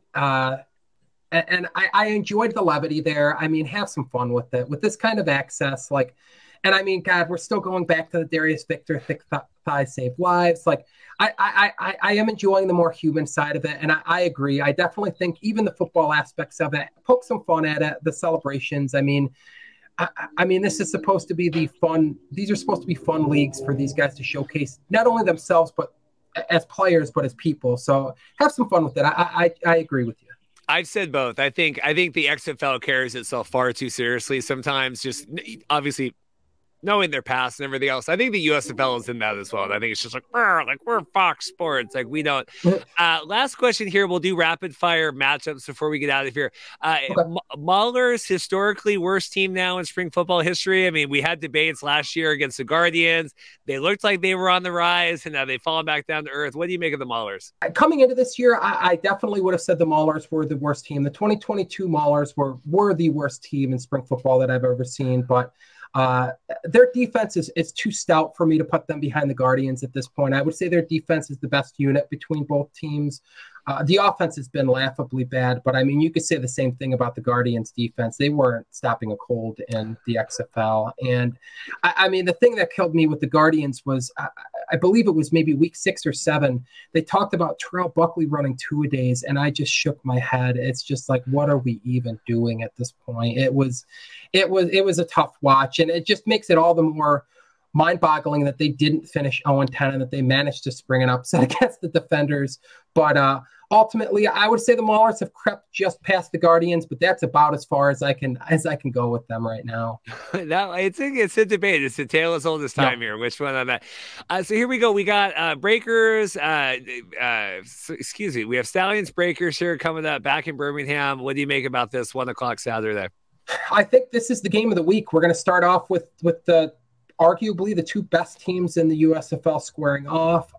The Stallions had their number last year. The Breakers played phenomenal in the first meeting. I think that the Stallions are probably going to get the better of the Breakers right now. I think that they're still kind of going through adjusting after 2 awful weeks offensively, whereas Alex Magoo has just been locked in. And I think that's going to be the difference right now. Like we said, the Stallions are ascending and the Breakers are kind of hitting the skids at this point. But at this point, nothing would shock me if West Hills goes out and has a dominant game and puts them on his back. Sage Surratt keeps moving the sticks and McLeod Bethel Thompson just flips the switch. I wouldn't be shocked. Yeah, I don't know if McLeod just needs to kind of right himself here. It just feels, I felt bad. There was a whole CFL contingent that came down to watch him play at Michigan last week, and just, kind of horrendous game there from the Breakers' point of view. Coming into the Stars here, I guess ascending. I don't, if you don't like, but here, Mahler, what do you make about this? See, I think the Stars are going to keep the momentum up this week. I really think they found something in the running game last week. The Maulers aren't the easiest team to run against, but if they can just keep themselves to 2nd and 3rd and manageable, I think they can do enough on offense, because the Maulers are just struggling mightily. I really thought that they had found something on offense with the running game and some mobility at quarterback, but then they just posted a bagel last week, and the bar is just they're putting too much on the defense's plate with the offense just not pulling their weight. I do think that the Stars have enough balance to squeak out a win this week, and I mean, put some distance between themselves and the bottom of the division. And I think that's got to be Bart's message this week to the club, is that we can really put ourselves in a great position to make the postseason with a win this week. Do you think Bart should kind of let his hair go gray? Do you think that yes. the hair dye? Do you think the hair? I don't think the hair dye is working for him anymore. No, I think the gray with the thinning on top. I think everything. I think the gray it needs to come. Yeah, it needs to go. We need to let that go. This might be a scary one. I think you tell me which is scary Terry here. We got the Gamblers at Showboats and then the Panthers at Generals. This could be a trip-up spot for the Gamblers. I have more faith in Mark Thompson carrying Houston's offense than Memphis putting together a solid offensive attack this week. But, I mean, Memphis just keeps scraping together wins. I mean, you could say the same thing about Houston. I thought they played a more well-balanced game. I have a little bit more faith in Houston ultimately, but that game I don't have any conviction in picking at this point. This could be the scariest weekend here. I know ratings were down a little bit this week with the XFL not being on. I mean, we have the one Fox game. That's going to be the best game, like you said, on kind of Fox proper. I think this FS1 will be all right. I think there's interest. I think the Stars still kind of carry that cachet. But this, to me, the USA FS1 of the Gamblers, Showboats, Panthers, Generals, I don't know about that. We haven't talked a ton. Panthers, obviously, winless at home here. Do you think they bounce back now that they're on the road back in Canton? I wish I had more faith in the quarterback room. I mean, Carson Strong on injured reserve leaves it all on Josh Love's plate essentially right now. But it's not as if New Jersey's getting stellar quarterback play right now. I was surprised to see Kyle Lauletta play the entire game last week, especially when they went to the sideline and DeAndre Johnson said that the game plan was for him to get in. So it wasn't as if there was an injury keeping him out, because I know the broadcast booth did speculate a little bit that he was banged up in the previous game and wondered if maybe that was why he wasn't on the field. And perhaps he was instructed to just kind of go with the narrative that he would play. But I mean, he was suited up and he looked like he could have gone in. And when Lauletta struggled, I thought for sure they would put Johnson in to provide a spark. Maybe they do this week. Maybe they lean. I mean, Mike Riley loves to lean on his backs in the running game. It seems like a good week to do it with the Panthers struggling to score. Just win a low-scoring affair. I would take the Generals in this one, which it's funny. I just think if you put DeAndre Johnson on the Panthers with that combination of Reggie Corbin and Stevie Scott, they would just have such a more explosive and dynamic offense for what they'd like to do. That lack of quarterback mobility, like true game-changing mobility, I think hurts them a little bit, especially since they're just not getting enough out of their pass-catching corps. Trey Quinn has flashed this year. He had a great game last week, but ultimately I have more faith in Mike Riley and the Generals gutting it out this week. But that could be a very ugly game. Yeah, we'll see. I'm curious how this week works in week 7. Josh, anything else from you? Where can people find your work? I really appreciate your time. Thanks for having me on. They can find my work at Fantasy Pros and Betting Pros. I write up a USFL DFS piece every week for Fantasy Pros, and I offer some betting insights, which has been kind of ice cold lately, but at Betting Pros. And I give you the thought process behind every bet so you can make your own informed decision whether you agree with my logic or not. But I like to show how the sausage is made and kind of lead you to water instead of forcing you to drink it, sort of deal. I like that. Josh, I appreciate it. Tremendous resources here. Thank you so much. Thanks, Reed. Well, there we go. Loaded show, like I said. I thought John came across, like I said, very well today. I think it's the same thing. Like, I come on here, do the show. I enjoy kind of doing shows outside of this and kind of being able to talk more long form that way, like when I'm on John Lewis's podcast or anything like that. So I appreciate that. I thought, John, that was a great conversation. Really appreciate Greg making time late at night coming on to do that. And then obviously Ryan Ballantine, everyone over at the Elks for setting up Trey Ford. Going to be looking to get more into the CFL here. We have lots of team previews next week coming in for the CFL season. And then I teased it on the live stream on Monday, but we're going to have a special CFL kickoff pregame show live before that game here on June 8th. Is that June 8th? And then I'm going to have a special, somewhat cool project. I still need to talk with Andy Murray about this, but Andy, I have a cool project we're going to work forward to here week after next, so it should be good. But lots of CFL team previews next week, still working on some other guests. Hope you guys enjoyed. Thanks everyone who contributed this week, taking time to come on the program, set things up, and obviously all of you for listening. I hope you have a great weekend. Take care.